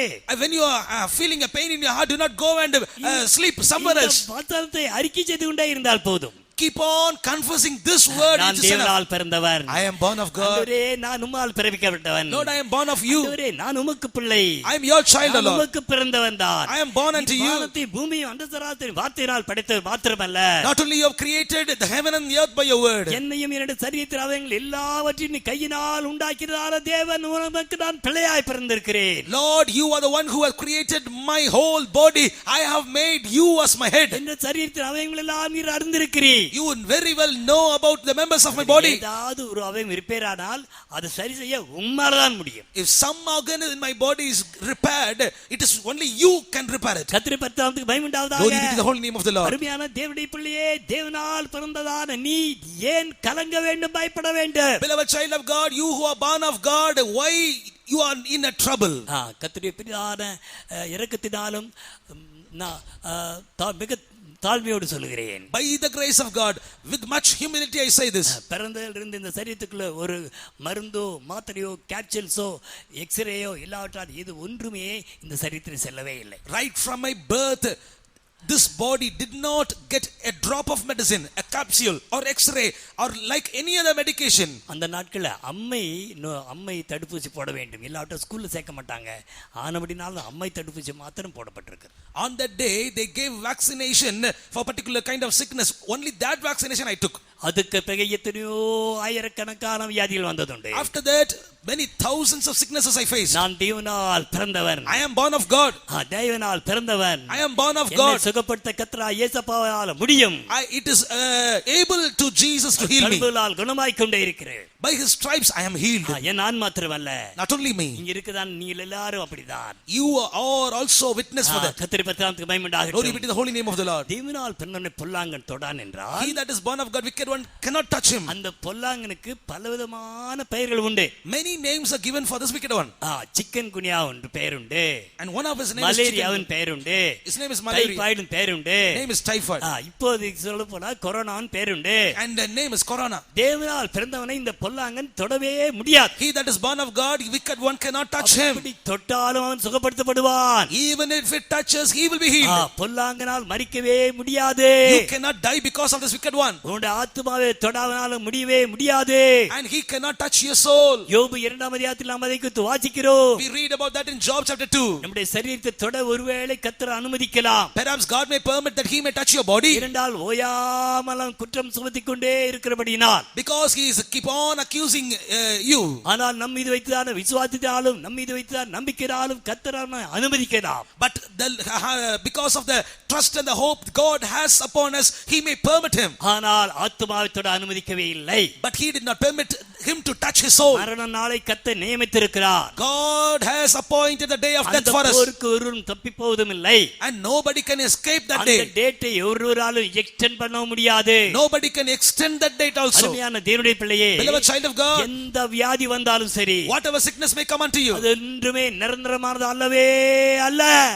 Nothing is permanent in your life. அதெல்லாம் மாயைதான். And that are all vanity. அதெல்லாம் டெம்பரவரி தான். That are all temporary. எபிரேயர் நிருபம் 12ஆம் அதிகாரம் 27ஆம் வசனம் வாசிக்கும் பொழுது, when we read in Hebrews chapter 12 and verse 27, இன்னும் ஒரு தரம் நான் அசைய பண்ணுவேன். For one more time I'm going to shake the world. நான் அசை பண்ணும் பொழுது, when I shake, இரண்டு காரியங்கள் சம்பவிக்கும் என்று நிருபக்காரன் சொல்கிறார். And the writer writes there, two things will happen. ஒன்று, அசையாதவைகள் எல்லாம் அப்படியே நிலைத்திருக்கும். And the things that are found remain cannot be shaken. ஆனால் அசையக்கூடியதெல்லாம் உண்டாக்கப்பட்டது போல மாறி போக. The things that are shaken will be changed as of things that are made. ஒரு அசை வரும் பொழுது, when a shaking is going to come, உண்டாக்கப்பட்டது போல மாறி போவோம். all the things will be made as if it were made. தலைவலி, வயிற்று வலி, கால் வலி என்றெல்லாம் சொல்லிக்கொண்டே இருக்கலாம். You keep on saying like this, headache, stomach ache and everything ache. ஆனால் மறந்து விடாதே, அதெல்லாம் மாயைதான். But do not forget, these are all vanity. ஒரு அசை வரும் பொழுது, when a shake is going to come, Eden தோட்டத்திலே தேவன் மனிதரை ஆதாமை ஏவாளை எப்படி உண்டாக்கினாரோ உண்டாக்கப்பட்டது போல மாறி போவோம். as God hath created Adam and Eve in the Garden of Eden, we will also be changed. விசுவாசிக்கிறவங்க ஒரு அல்லேலூயா சொல்லுங்க. உண்டாக்கப்பட்டது போல மாறி போய் இந்த பூமியை 1000 வருஷம் அரசாட்சி செய்ய போகிறோம். And we are going to be changed like that, and we are going to reign on this earth for 1000 years. கர்த்தர் பெருமைக்கு மகிமை உண்டாகட்டும். Glory be to the name of the Lord. ஆனபடியால் வியாதியை கண்டு பயப்படாதே. Therefore do not fear, do not be afraid about the sickness. வேதனை கண்டு பயப்படாதே. Do not be afraid about the pain. கொஞ்ச நாட்கள் தான், கொஞ்ச நிமிஷம் தான். Only for a little minute, a few minutes. தேவனுடைய பிள்ளை என்று அறிக்கை செய்து கொண்டே இருந்தால் மாத்திரம் போதாது. It not only enough that you keep on confessing that you are the children of God. அவனும் பிசாசோடு பேச வேண்டும். You need to speak against the என்ன பேச வேண்டும்? What you should speak? நான் தேவனால் பிறந்தவன். I am born of God. இயேசு கிறிஸ்துவின் இரத்தத்தினால் விலைக்கு வாங்கப்பட்டவன். I have been bought by the blood of Jesus. ஜீவனை கொடுத்து என்னை வாங்கி இருக்கிறார். Gave his life and he bought me. சரீரத்தையே எனக்கு கொடுத்திருக்கிறார். Gave his own body for me. அவருடைய தழும்புகளால் நான் குணமாய் கொண்டே இருக்கிறேன். I am healed by his stripes. இப்படி இருக்கும் பொழுது என்னுடைய சரீரத்தை தொடவே முடியாது. When I am in this state, you cannot touch my body. தேவனால் பிறந்தவனை பொல்லாங்கன் தொடான் என்று யுனிவர்சல் லா சொல்கிறது. Universal law says, he that is born of God cannot, wicked one cannot touch him. துணிகரமாக என்னை தொட்டபடினாலே, because presumptuously you touched me. பத்தனத்தை கொண்டு நீ குற்றவாளி. Because of this law you are found accused. Judge நியாயாதிபதி உட்கார்ந்து கொண்டே இருக்கிறார். The judge is seated there. குற்றவாளி கூட்டிலே அடைக்கப்பட்டிருக்கிறான். The accused is in his chamber. அவன் தான் அந்த குட்டி சாத்தான். And that is a small devil. இப்பொழுது நாம் அவனுக்கு எதிராக வாதாடி கொண்டே இருக்கிறோம். Now we are pleading against him. நமக்காக ஒரு வழக்கறிஞர், நமக்காக ஒரு அட்வொகேட் நம்முடைய பக்கத்திலே, பிதாவின் பக்கத்திலே இருந்து பேசிக்கொண்டே இருக்கிறார். On the right hand of the Father there is an advocate. For our sake he is pleading for us. நம்முடைய வழக்கு என்ன? What is our cause? நான் தேவனால் பிறந்தவன். I am born of God. நான் தேவனுக்கு பிறந்தவன். I am born unto God. பொல்லாங்கன் தொடார் என்று எழுதப்பட்டிருக்கிறது. It is written, wicked one cannot touch me. இந்த பொல்லாங்கனை தொட்டு விட்டார். But this wicked one has touched me. குற்றவாளி. He is accused. அவன் இப்பொழுது தண்டிக்கப்பட வேண்டும். He needs to be condemned. அவன் மீது நியாயம் செலுத்துங்கள். You should have to judge him. இப்படி நாம் சொல்லிக்கொண்டே இருக்கும் பொழுது, when we keep on saying like this, இப்பொழுது நம்முடைய அட்வொகேட் ஆகிய இயேசு கிறிஸ்து பிதாவுடைய காதிலே பேசிக்கொண்டே இருக்கிறார். Our advocate Jesus is keep on speaking it to Father in his ears. ஆம், இவனுடைய குற்றத்தை எல்லாம் நான் மன்னித்து விட்டேன். I have forgiven his all shortcomings. தேவனால் பிறந்தவன் தான். And he is born of God. இவனுடைய நோய்கள் எல்லாம் நான் ஏற்றுக்கொண்டேன். I have bore his sickness on me. தழும்புகளால் குணமாய் கொண்டே இருக்கிறார். By my stripes they are healed. இந்த பிசாசு இப்பொழுது வஞ்சித்துக் கொண்டிருக்கிறான், ஏமாற்றிக் கொண்டிருக்கிறான். But now this Satan is deceiving them. உடனே நீதிபதியாகிய பிதா என்ன சொல்கிறார்? And suddenly what judge the Father says? அந்த நியாய தீர்ப்பை செல்லும் அதிகாரத்தை நம்முடைய கரத்திலே கொடுத்து விடுகிறார். He is giving the authority to judge him in our hands. 149 சங்கீதம் 6, 7, 8 வசனங்களை நீங்க போய் வாசித்துக் கொள்ளுங்க. Read, go home and read Psalm 149 verses 6, 7 and 8. And that you may revenge against the nation. சங்கிலால் கட்டவும். And that you may bind the kings with the பிரபுக்களை மேற்கிலும் இரும்பு சங்கிலால் கட்டவும். That you may bind them with the fetters and iron rods. நன்றாக சரியாக வாசித்து பாருங்கள். எழுதப்பட்டதான நியாய தீர்ப்பை அவன் மீது செலுத்தவும், to execute the vengeance upon the heathen. இந்த கனம் என்னுடைய பரிசுத்தவான்கள் யாவருக்கும் உரியதே. This honor is unto all saints, he அருமையான says. தேவனுடைய பிள்ளையே, மத்தேயு 10 அதிகாரம் 1 வசனத்திலேயும் லூக்கா 9 அதிகாரம் 1 வசனத்திலேயும், Beloved ones, Matthew chapter 10 and verse 1 and Luke chapter 9 verse 1. சகல அசுத்தாவின் மேலும் சகல பிசாசின் மேலும் மாத்திரமல்ல, Not only upon all unclean spirits and all the demons. சகல வியாதியின் மேலும் சகல நோய்களின் மேலும் ஒன்று வல்லமை தந்திருக்கிறார், இரண்டாவது அதிகாரத்தை தந்திருக்கிறார். And upon all manner of sickness and manner of disease. First he has given us power. Secondly he has given us authority. ஆண்டவரே பிசாசை கட்டும், ஆண்டவரே பிசாசை கட்டும் நீ சொல்லவே சொல்லாதே. Therefore you should not ask God to bind Satan. நம்முடைய பரிசுத்தவான்கள் 2 நாட்களாக நம்மை பயிற்சித்துக் கொண்டே இருக்கிறார்கள். Our saints of God are teaching us that we may exercise these for 2 days. நீ பெற்றதான வல்லமையை இப்பொழுது பயன்படுத்து. You need to exercise the power which we have received. அவருடைய நாமத்தை கொள்ளையாடின பொருளாகத்தான் வைத்துக் கொள்ளாமல் எனக்கும் உங்களுக்கு கொடுத்து விட்டார். And he has not kept his name as a robbery. He has given his name unto us. அந்த நாமத்தை பயன்படுத்தி பிசாசின் வல்லமையை கட்டுவோமாக. Let us make use of that name and bind Satan in his name. இயேசுவின் நாமத்தினால் கட்டப்படு என்று சொன்னவுடனே, when we say let you be bound in the name of Jesus, நமக்காக உண்டாக்கப்பட்டது வைக்கப்பட்டதான பணிவுடைய ஆவிகள் உடனே போய் கட்டி விடுகிறார்கள். all the ministering spirits that are kept for us, they go and bind them. ஜாதிகளை பழிவாங்க கூடியதான அப்படிப்பட்டதான அந்த மேன்மையான ஸ்தானத்தை வல்லமையை கர்த்தர் என்னுடைய கரத்திலே உங்களுடைய கரத்திலே கொடுத்து விட்டார். God has given us the power and authority that we may execute vengeance upon the nations. வியாதி வரும்பொழுது பலவீனம் வரும்பொழுது ஆஸ்பத்திரிக்கு போகாதே. when you fall sick, do not come to hospital. இயேசுவே சுகந்தாரும் என்று கூட கேட்க வேண்டிய அவசியமே இல்லை. It is not necessary that you may ask unto Jesus, Lord heal me. இயேசுவின் நாமத்தினால் வியாதியே அப்பாலே போய் என்று சொல்வாயாக. Command unto sickness saying like this, get thee behind from me. இவைகள் கட்டுக்கதைகள் அல்ல. These are not fables. கர்த்தரை பற்றி நமக்கு பயம் உண்டாவதாக. Glory be to the name of the Lord. அருமையான தேவனுடைய பிள்ளையே, சகல வியாதியின் மேலும் சகல நோய்களின் மேலும் வல்லமை மாத்திர அதிகாரத்தை தந்திருக்கிறார். Upon all sickness, upon all disease, not only power, he has given authority also. நீ அந்த வல்லமையை கட்டுவது மாத்திரமல்ல, not only you bind that spirits, அந்த வியாதிக்கு நீ கட்டளையிடுவது மாத்திரமல்ல, not only commanding to that disease, அதன் மீது அதிகாரத்தை செலுத்த வேண்டும். you need to exercise the authority. அந்த அதிகாரம் என்ன? What is that authority? எழுதப்பட்டதான நியாய தீர்ப்பு. And the written judgment. பிசாசுக்கு எழுதப்பட்டதான நியாய தீர்ப்பு என்ன? What is the judgment that is written against the Satan? பிசாசுக்காகவும் அவருடைய தூதலுக்காகவும் உண்டாக்கப்பட்டதான பாதாளத்துக்கு அவன் போக வேண்டும். He should have to be put into the hell which had been prepared for him and his angels. கட்டப்பட்டு பாதாளத்துக்கு போய் என்று சொன்னால், when we say in the name of Jesus be bound and go into hell, அப்படியே ஆகும் என்று இயேசு கிறிஸ்து வாக்கு பண்ணுகிறார். and Jesus promises saying it shall be done. எவைகளை கட்டுகிறீர்களோ, whatever you bind on this earth, பரலோகத்திலே தேவதூதர்கள் போய் உடனே கட்டி விடுகிறார்கள். angels suddenly go and bind those powers in the heaven. இதை விசுவாசிக்கிறவங்க அல்லேலூயா சொல்லுங்க. those who believe that, hallelujah. hallelujah. இதோ கர்த்தர் வல்லமை அதிகாரத்தை தந்திருக்கிறார். God has given us the power and authority. அதற்கு மேலாக அவருடைய பேரையே அவருடைய நாமத்தையே நமக்கு தந்து விட்டார். more than above all he has given his own name unto us. அதே அருமையான சபையை, அருமையான ஆலயமே, beloved temple of God, செய்ய வேண்டியதான காரியத்தை சரியான விதத்தில் செய்யாதபடினால், as we have not done the things that we ought to do, நாம் பல விதங்களிலேயும் குட்டிச்சாத்தான் நம்மை ஏமாற்றிக் கொண்டிருக்கிறார். in many instances this small devil is cheating us. இயேசு கிறிஸ்து இந்த மாம்சத்தில் இருந்த நாட்களிலே, when Jesus was upon this earth on his flesh, அறிமுகப்படுத்தும் பொழுது பலவான் என்று அறிமுகப்படுத்தினார். and he introduced himself as a strong, ஆனால் இப்பொழுது பலவானே அல்ல. and now I say that he is not a strong man. சொல்வது போல தலை நசுக்கப்பட்டு விட்டது. as our saint has told, his head has been bruised. பாம்புக்கு தலைக்கு பிறகு வால்தான், எல்லாமே வால்தான். and after the head, the snake only has the tail. வாலைத்தான் ஆட்டிக்கொண்டே இருக்கிறான். only he is linking his tail. காய்ச்சல் வரது போல இருக்கிறது. and it is like a tail. வரது போல இருக்கிறது. it is as if a wind comes. போக போறது போல இருக்கிறது. as if it is going away. அதெல்லாம் மாயைதான். everything is vanity. வஞ்சனைதான். everything is deceitment. வாலினால் ஏமாற்றுகிறான். and he is cheating you. வாலை விடவே விடாதே. do not give room for the tail. இயேசு கல்வாரி சிலுவையில் நசுக்கி விட்டார். Jesus bruised his head. வாலை நசுக்கும்படியாக கர்த்தர் என்னையும் உங்களை அபிஷேகித்திருக்கிறார். God has anointed us that we may bruise his tail also. ஸ்திரீயின் வித்துக்கும் முன் வித்துக்கும் பகை உண்டாக்குவே. I will put enmity between the seed of a woman and seed of you. கர்த்தர் உன்னையும் என்னை அபிஷேகித்து எதற்காக?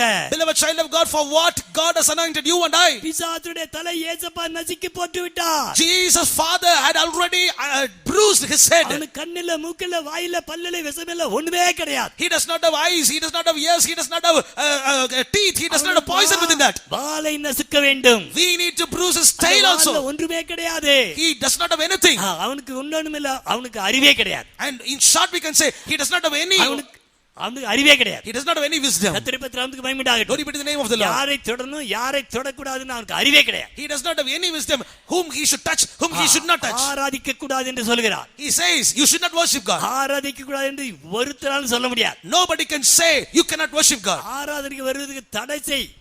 You can hinder people to come to worship, ஆராதனை செய்யாதே என்று சொல்ல முடியாது. but you cannot say that you should not worship God. ஆராதனை செய்ய முடியாது என்று சொன்னால், If you say you cannot worship God, ஒரு இடத்திலே ஆராதனை தடுத்து விடலாம். ஆனால் பல வீடுகள் எல்லாம் இப்பொழுது ஆராதனை கூடமாக மாறி விடுகிறது. you can hinder worship in one place, but all the houses will become the places of worship. நம்முடைய அருமையான தேவனுடைய பிள்ளைகளே, உங்களுடைய வீடுகள் இப்பொழுது ஜெப ஆலயமாக மாறட்டும். Beloved children of God, let your house become the house of God. பெய்த்தும் தேவாலயமாக இருக்கிறது. Let the faith home is the house of God. ஆலயத்துக்கு வரக்கூடாது ஆராதிக்க கூடாது என்று சொன்னால் பயப்படாதே. Perhaps they may say like this, you should not come to the temple of God to worship God. காலை 9 மணிக்கு நன்றாக குளித்து வெள்ளை உடை அணிந்து வீட்டில் பாயை போட்டு வீட்டில் இருக்கிற 6 பேரும் ஒரே பாயில் உட்காருங்க. And you should have to wash yourself, take bath, and at 9 o'clock wearing white garment, you 6 in your family should have to sit in one mat. Phone பண்ணி கேளுங்க. ஒரே பாட்டு, ஸ்தோத்திர பாட்டு, ஒரே நம்பர் பாட்டுகள் தான், ஒரே அதிகாரங்கள் எல்லாம் ஒன்று சொன்னது போல 9 மணிக்கு ஆரம்பித்து 12 மணிக்கு முடிக்க வேண்டும். And you can ask the saints the same number for the praising song, same number of the songs you should have to sing, and the chapters you should have to read, and you should have to finish the worship at 12 o'clock. நாம் 3 அதிகாரம் கொடுத்திருந்தோம் ஒவ்வொரு வாரமும். We have given 3 chapters to read for every week. சங்கீதம் கண்டிப்பாக வாசிக்க வேண்டும். And in the midst of that, Psalm 91 is compulsory. மற்ற அதிகாரங்களை அவர்கள் கேட்டு தெரிந்து கொள்ள வேண்டும். And the other remaining chapters they should have to ask and should have to understand. ஒரு இடத்துல ஆராதனை தடுத்தது போல இருந்தது. ஆனால் 210 இடங்களிலே ஆராதனை கூடங்கள் ஆரம்பமாகிவிட்டது. And it was seemed to him that he had stopped worship at one place, but the result, the worship started to take place in 210 places. ஆனபடியால் நான் சொல்கிறேன், அறிவு கெட்டவன், அறிவில்லாதவன். That is why I call him as foolish man. அவன் மூளை சிதறி போய்விட்டது. His brain was scattered. யாரை தொடுவது யாரை தொடக்கூடாது என்று அவனுக்கு விவஸ்தையே தெரியவில்லை. He does not know whom to touch, whom not to touch. கர்த்தருடைய நாமத்துக்கு மகிமை உண்டாகட்டும். Glory be to the name of the Lord. ஆராதனை தொடாதே. Do not touch the worship. தேவனுடைய பிள்ளைகளை தொடாதே. Do not touch the child of God. தேவனுடைய சபையை தொடாதே. Do not touch the church of God. கட்டுக்குட்டியான மனைவியை தொடாதே. Do not touch the wife of the Christ. யோபின் புத்தகம் 41 அதிகாரத்தில் வாசிக்கும் பொழுது, When we read in Job chapter 41, நீ அவனை தொட்டு பார், யுத்தத்தை நினைத்துக்கொள். if you touch him, then remember war. தொட்டு பாரு, யுத்தத்தை நினைத்துக்கொள். Touch him and remember the battle. கர்த்தருடைய நாமத்துக்கு மகிமை உண்டாகட்டும். Glory be to the holy name of the இதுதான் Lord. கொரோனாவின் நாட்கள். These are the days of corona. பரிசுத்தவானுடைய நாட்கள். These are the days of saints. அருமையான நாட்கள் பிரியமானவர்களே. These are beloved days, beloved ones. கர்த்தர் சாத்தானை நம்முடைய கரத்திலே கொடுத்திருக்கிறார். God has given Satan in our hands. அதிகாரத்தையும் வல்லமையும் கொடுத்து விட்டார். God has given the power and authority. நாமத்தையே கொடுத்து விட்டார். Given everything in our hands. வாளை நசுக்க வேண்டும். We need to bruise his tail also. அதுதான் தந்திரம், வேற ஒண்ணுமில்லை. That is his deceitment. அவனுடைய தந்திரம் தான். That is his subtlety. பொய் போதகம் தான். That is his false preaching. மாயை தான். And that is vanity. அவனை நசுக்க வேண்டும். We need to bruise him. அவருடைய தந்திரங்களை அறியாதவர்கள் அல்லவே. We are unaware of his ways. தேவனுக்கு பயந்திருந்து, தேவனுக்கு கீழ்ப்படிந்திருந்து, fearing God, obeying God. பிசாசு கைத்து நின்றார். If we resist him, அவன் உங்களை விட்டு ஓடி போவான். he will flee from you. அவனை ஓட விடவே கூடாது. We should not make him to அவனை flee. கட்டி அகாதமான பாதாளத்திலே தள்ளிக்கொண்டே இருக்க வேண்டும். We should keep on binding him and put him into the bottomless pit. சகல அசுத்தாவின் மேலும் கர்த்தர் நமக்கு வல்லமை தந்திருக்கிறார். God has given the power and authority upon evil spirits. தடை செய்கிறவன் இருக்கும் வரைக்கும் தேவனுடைய சபையை ஒன்றுமே தொட முடியாது. Till the hinderer is there, nobody can touch the church of God. ஆனால் சபை அந்த கர்த்தர் வரை காய்த்தமாக வேண்டும். But the church of God should be made ready for the coming of the Lord. சீக்கிரமாய் வரப்போகிறார். Jesus is going to appear very soon. ஆமென். நாம் பரிசுத்தமாக்கப்பட்டு, being sanctified, வசனத்தினாலும் ஆவியினாலும் நாம் பரிசுத்தமாக்கப்பட்டு, being sanctified of the word of God and the spirit of God. ஆமென். கர்த்தாவே வாரும் என்று சொல்வோமா. Let us say, oh Lord, come. பரிசுத்தமாக்கப்பட்டு பூர்ணமாக்கப்பட்டு ஜெயாளிகளாக காத்து கொண்டிருக்கிறதான ஒரு இடம் உண்டு. There is a place in which we are waiting for him, being sanctified and being perfected. நாம் பரிசுத்த ஆவியானவரோடு கூட சேர்ந்து ஆமென் கர்த்தாவே வாரும். With the Spirit of God together we say, oh Lord, come, amen. இந்த வார்த்தைக்காக அவர் ஏங்கி தவித்துக் கொண்டே அங்கலாய்த்துக் கொண்டே மிகவும் உக்கிர வைராக்கியத்தோடு கிரியை செய்து கொண்டே. For this one word he is yearning with a great desire and great fury. கர்த்தர் வரும் நாளுக்கு ஆயத்தமாவோம். May God prepare us for his coming. இயேசு வருவா விரைந்து சீயோன் வேலையை முடித்தே வருவா. இயேசு வருவா விரைந்து சீயோன் வேலையை முடித்தே ஆளுவோமே நாம் யுகயுகங்களா. அல்லேலூயா இந்த இயேசுவுடன் ஆளுவோமே நாம் யுகயுகங்களாய். அல்லேலூயா இந்த இயேசுவுடன் ஆவியும் நேய பனாலியும் ஆவலுடனே வாரும் எனவே அழைக்கும் சத்தம் கேட்டிடுதே. ஆமென் வாரும் இயேசுவே அழைக்கும் சத்தம் கேட்டிடுதே. ஆமென் வாரும் இயேசுவே வருவா. இயேசு வருவா விரைந்து சீயோன் வேலையை முடித்தே வருவா. இயேசு வருவா விரைந்து சீயோன் வேலையை முடித்தே ஆளுவோமே நாம் யுகயுகங்களாய். அல்லேலூயா இந்த இயேசுவுடன் ஆளுவோமே நாம் யுகயுகங்களாய். அல்லேலூயா இந்த இயேசுவுடன். Shall we stand? நம்ம எல்லாரும் எழுந்து நிற்போம். வருவார் இயேசு வருவார் விரைந்து சீயோன் வேலையை முடித்தே வருவார். இயேசு வருவார் விரைந்து சீயோன் வேலையை முடித்தே ஆளுவோமே நாம் யுகயுகங்களாய். அல்லேலூயா இந்த இயேசுவுடன் ஆளுவோமே நாம் யுகயுகங்களாய். அல்லேலூயா இந்த இயேசுவுடன் ஆளுவோமே நாம் யுகயுகங்களாய். அல்லேலூயா இந்த இயேசுவுடன் ஆளுவோமே நாம் யுகயுகங்களாய். அல்லேலூயா இந்த இயேசுவுடன் ஆளுவோமே நாம் யுகயுகங்களாய். அல்லேலூயா இந்த இயேசுவுடன்.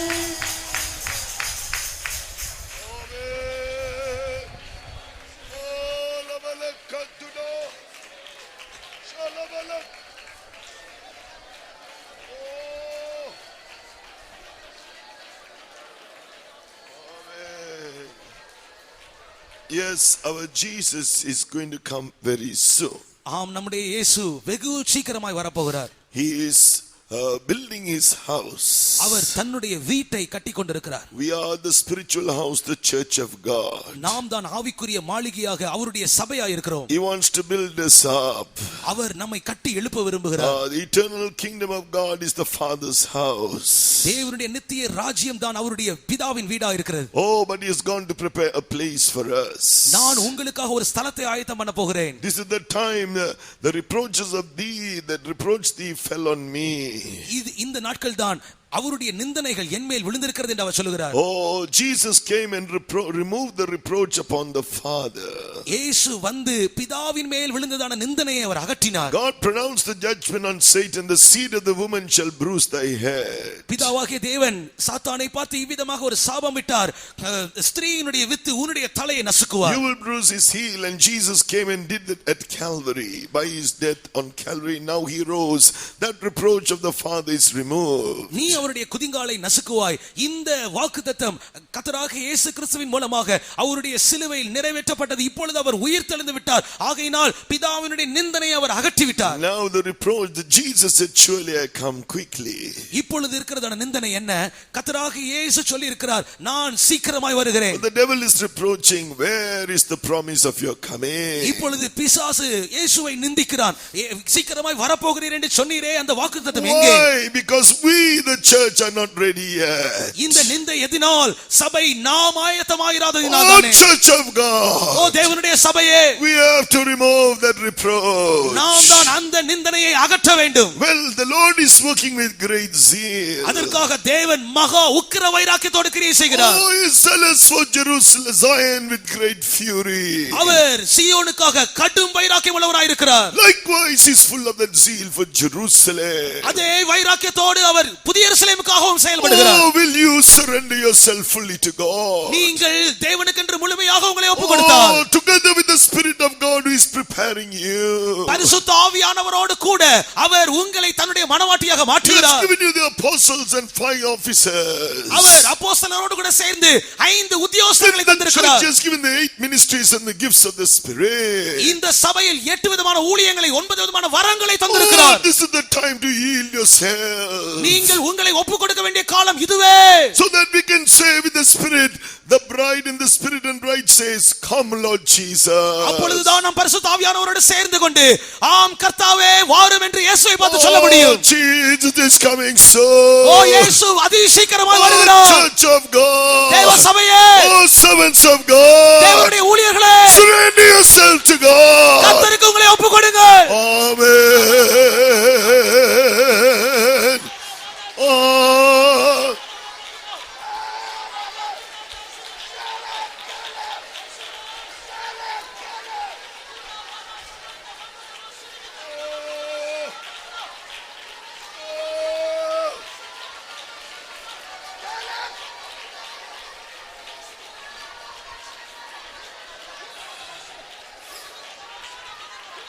These are the days we must be built up as the temple of God. அவர் நம்மை தேவனுடைய ஆலயமாக கட்டி எழுப்புகிறார். Yes, he wants to sanctify us entirely. ஆம், அவர் நம்மை முழுமையாய் பரிசுத்தமாக்க விரும்புகிறார். When we really weep and repent of our sins, நாம் நம்முடைய பாவங்களுக்காக உண்மையாகவே அழுது மனஸ்தாபப்படுவோம் என்றால், we are born of God. நாம் தேவனால் பிறந்தவர்கள். He that is born of God will keep himself. தேவனால் பிறந்தவன் தன்னை காத்துக் கொள்கிறான். He will not sin. அவன் பாவம் செய்ய மாட்டான். The wicked one cannot touch him. அந்த தீமைய பொல்லாங்கன் அவனை தொட He முடியாது. cannot touch you. பொல்லாங்கன் உன்னை தொட முடியாது. We must keep that experience of the born of God. நீங்கள் தேவனால் பிறந்தவர்கள் என்கிறதான அந்த அனுபவத்தை பாதுகாத்துக் Born கொள்ளுங்கள். of water, born of the Spirit. நீங்கள் ஆவியினால், நீங்கள் அந்த தண்ணீரினால் நீங்கள் பிறக்கும் பொழுது, Oh, we are born in Jerusalem, born in Zion. நாம் புதிய எருசலேமில், நாம் சீயோனில் பிறக்கும் பொழுது, Keep that birth, that revelation, live according to the truth. அந்த பிறப்பை குறித்ததான அந்த வெளிப்படுத்தலின் சத்தியத்துக்கு உண்மையாக நீங்கள் ஜீவிப்பீர்கள் என்றால், Let's sanctify ourselves. அதன் பின்பு உங்களை சுத்திகரித்துக் கொள்ளும் Let பொழுது, the Holy Spirit do that work. பரிசுத்த ஆவியானவர் அந்த வேலையை உங்களுக்கு செய்வார். Then when Jesus comes, அப்பொழுது இயேசு வரும் பொழுது, he will come with a shout. அவர் ஒரு ஆரவாரத்தோடு வருவார். Why? எதற்காக? Because we are the overcoming church. ஏனென்றால் நாம் ஜெயங்கொள்ளுகிற அவருடைய சபை. Overcome sin, overcome the flesh, overcome the devil, and overcome the world. நாம் பாவத்தை, உலகத்தை, மாம்சத்தை, பிசாசை ஜெயித்திருக்கிறவர்கள். He is going to descend with a shout. அவர் ஒரு ஆரவாரத்தோடு வரப்போகிறார். Let's claim that overcoming life. அந்த ஜெய ஜீவியத்தை உரிமை Surrender பாராட்டுவோம். yourself to God. தேவனுக்கென்று உங்களை ஒப்புக்கொடுங்கள். Oh.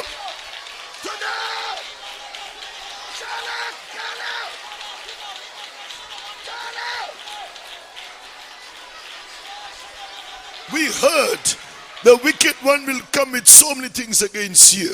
இந்த பொல்லாங்கன் பலவிதமான காரியங்களை உங்களுக்கு விரோதமாய் கொண்டு வரலாம். He has no right to touch you. ஆனால் உன்னை தொட அவனுக்கு அதிகாரம் இல்லை. If you keep yourself, if you are born of God, நீங்கள் தேவனால் பிறந்தவன் என்கிற நிலைமையில் உங்களை காத்துக்கொள்ளும் பொழுது, the wicked one has no right to touch you. அந்த பொல்லாங்கன் உன்னை தொட அனுமதி இல்லை. Before God who is the judge, தேவன், நீ நியாயாதிபதியாக தேவனுக்கு முன்பாக, the Lord who is judge and Jesus who is the advocate, நம்முடைய பிதா ஒரு நியாயாதிபதியா இருக்கிறார். நம்முடைய இயேசு நமக்காக பரிந்து பேசுற The வழக்கறிஞரா devil இருக்கிறார். will be condemned. அந்த பிசாசு ஆக்கினைக்குள்ளாக்கப்படுவார். Whatever he brings against you will be defeated.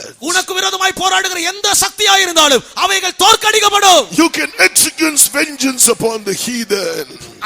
நீங்கள் எழுதப்பட்டதான அந்த நியாய தீர்ப்பை சாதிகள் மேல் செலுத்த முடியும். You can bind the kings and nobles. நீங்கள் ராஜாக்களை சங்கிலிகளால் கட்ட முடியும். You can cast the devil to the bottomless pit. அவருடைய வல்லமையினால் அந்த சத்துருக்களுக்கு விரோதமாக நீங்கள் பேச முடியும். You can command the devil to be bound and cast him into the bottomless pit. நீங்கள் பிசாசுக்கு கட்டளை கொடுக்க முடியும். அவனை கட்டி அந்த அகாதமான பாதாளத்தில் தள்ள முடியும். You can have the victory over Satan. நீங்கள் பிசாசின் மேல் ஜெயத்தை உரிமை பாராட்டுங்கள். He has no right to touch you. உங்களை தொட அவனுக்கு அனுமதி இல்லை. He has no right to bring any sickness in you. அவன் உங்களுக்குள் வியாதியை கொண்டு வர அவனுக்கு அனுமதி இல்லை. Take authority over him. அவன் Take authority over him. உங்களுக்கு விரோதமாக கிரியை செய்ய அவனுக்கு அதிகாரம் இல்லை. Take the authority over Satan. சாத்தானுக்கு விரோதமாக அதிகாரத்தை உபயோகியுங்கள். Bind him and rebuke him. அவனை கடிந்து கொண்டு அவனை கட்டுங்கள். Cast him out to that bottomless pit. அகாதமான பாதாளத்துக்குள் அவனை தள்ளுங்கள். Be filled with the Spirit. அபிஷேகத்தால் நிரப்பப்படுவாக. Let him be destroyed. அவன் முற்றிலும் அழிக்கப்பட்டு போகட்டும். Amen.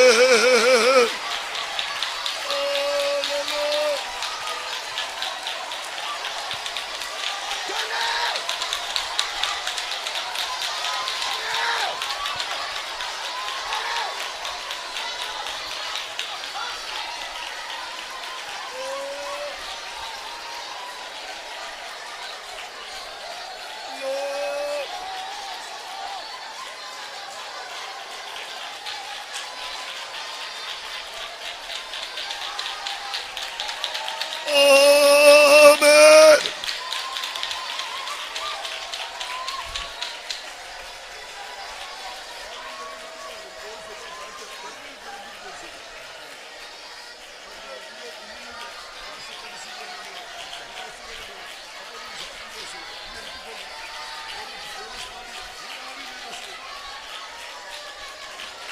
Stotram, stotram, stotram, stotram, stotram. Hallelujah. Stotram, stotram, stotram, stotram, stotram, stotram, stotram, stotram. Amen. Shudavana kathudai davadudalava kathudamana karabam. சேனையின் கர்த்தரவர் பராக்கிரமசாலியவர் சும்மாயிரு உனக்காய் யுத்தம் செய்வேன் என்றாரே சேனையின் கர்த்தரவர் பராக்கிரமசாலியவர் சும்மாயிரு உனக்காய் யுத்தம் செய்வேன் என்றாரே எனக்காய் யுத்தம் செய்து ஜெயமதை வாங்கி தந்தார் வாழ்நாளெல்லாம் அவரை போற்றி பாடுவேன் எனக்காய் யுத்தம் செய்து ஜெயமதை வாங்கி தந்தார் வாழ்நாளெல்லாம் அவரை போற்றி பாடுவேன் சேனையின் கர்த்தரவர் பராக்கிரமசாலியவர் சும்மாயிரு உனக்காய் யுத்தம் செய்வேன் என்றாரே சேனையின் கர்த்தரவர் பராக்கிரமசாலியவர் சும்மாயிரு உனக்காய் யுத்தம் செய்வேன் என்றாரே எனக்காய் யுத்தம் செய்து ஜெயமதை வாங்கி தந்தார் வாழ்நாளெல்லாம் அவரை போற்றி பாடுவேன் எனக்காய் யுத்தம் செய்து ஜெயமதை வாங்கி தந்தார் வாழ்நாளெல்லாம் அவரை போற்றி பாடுவேன்.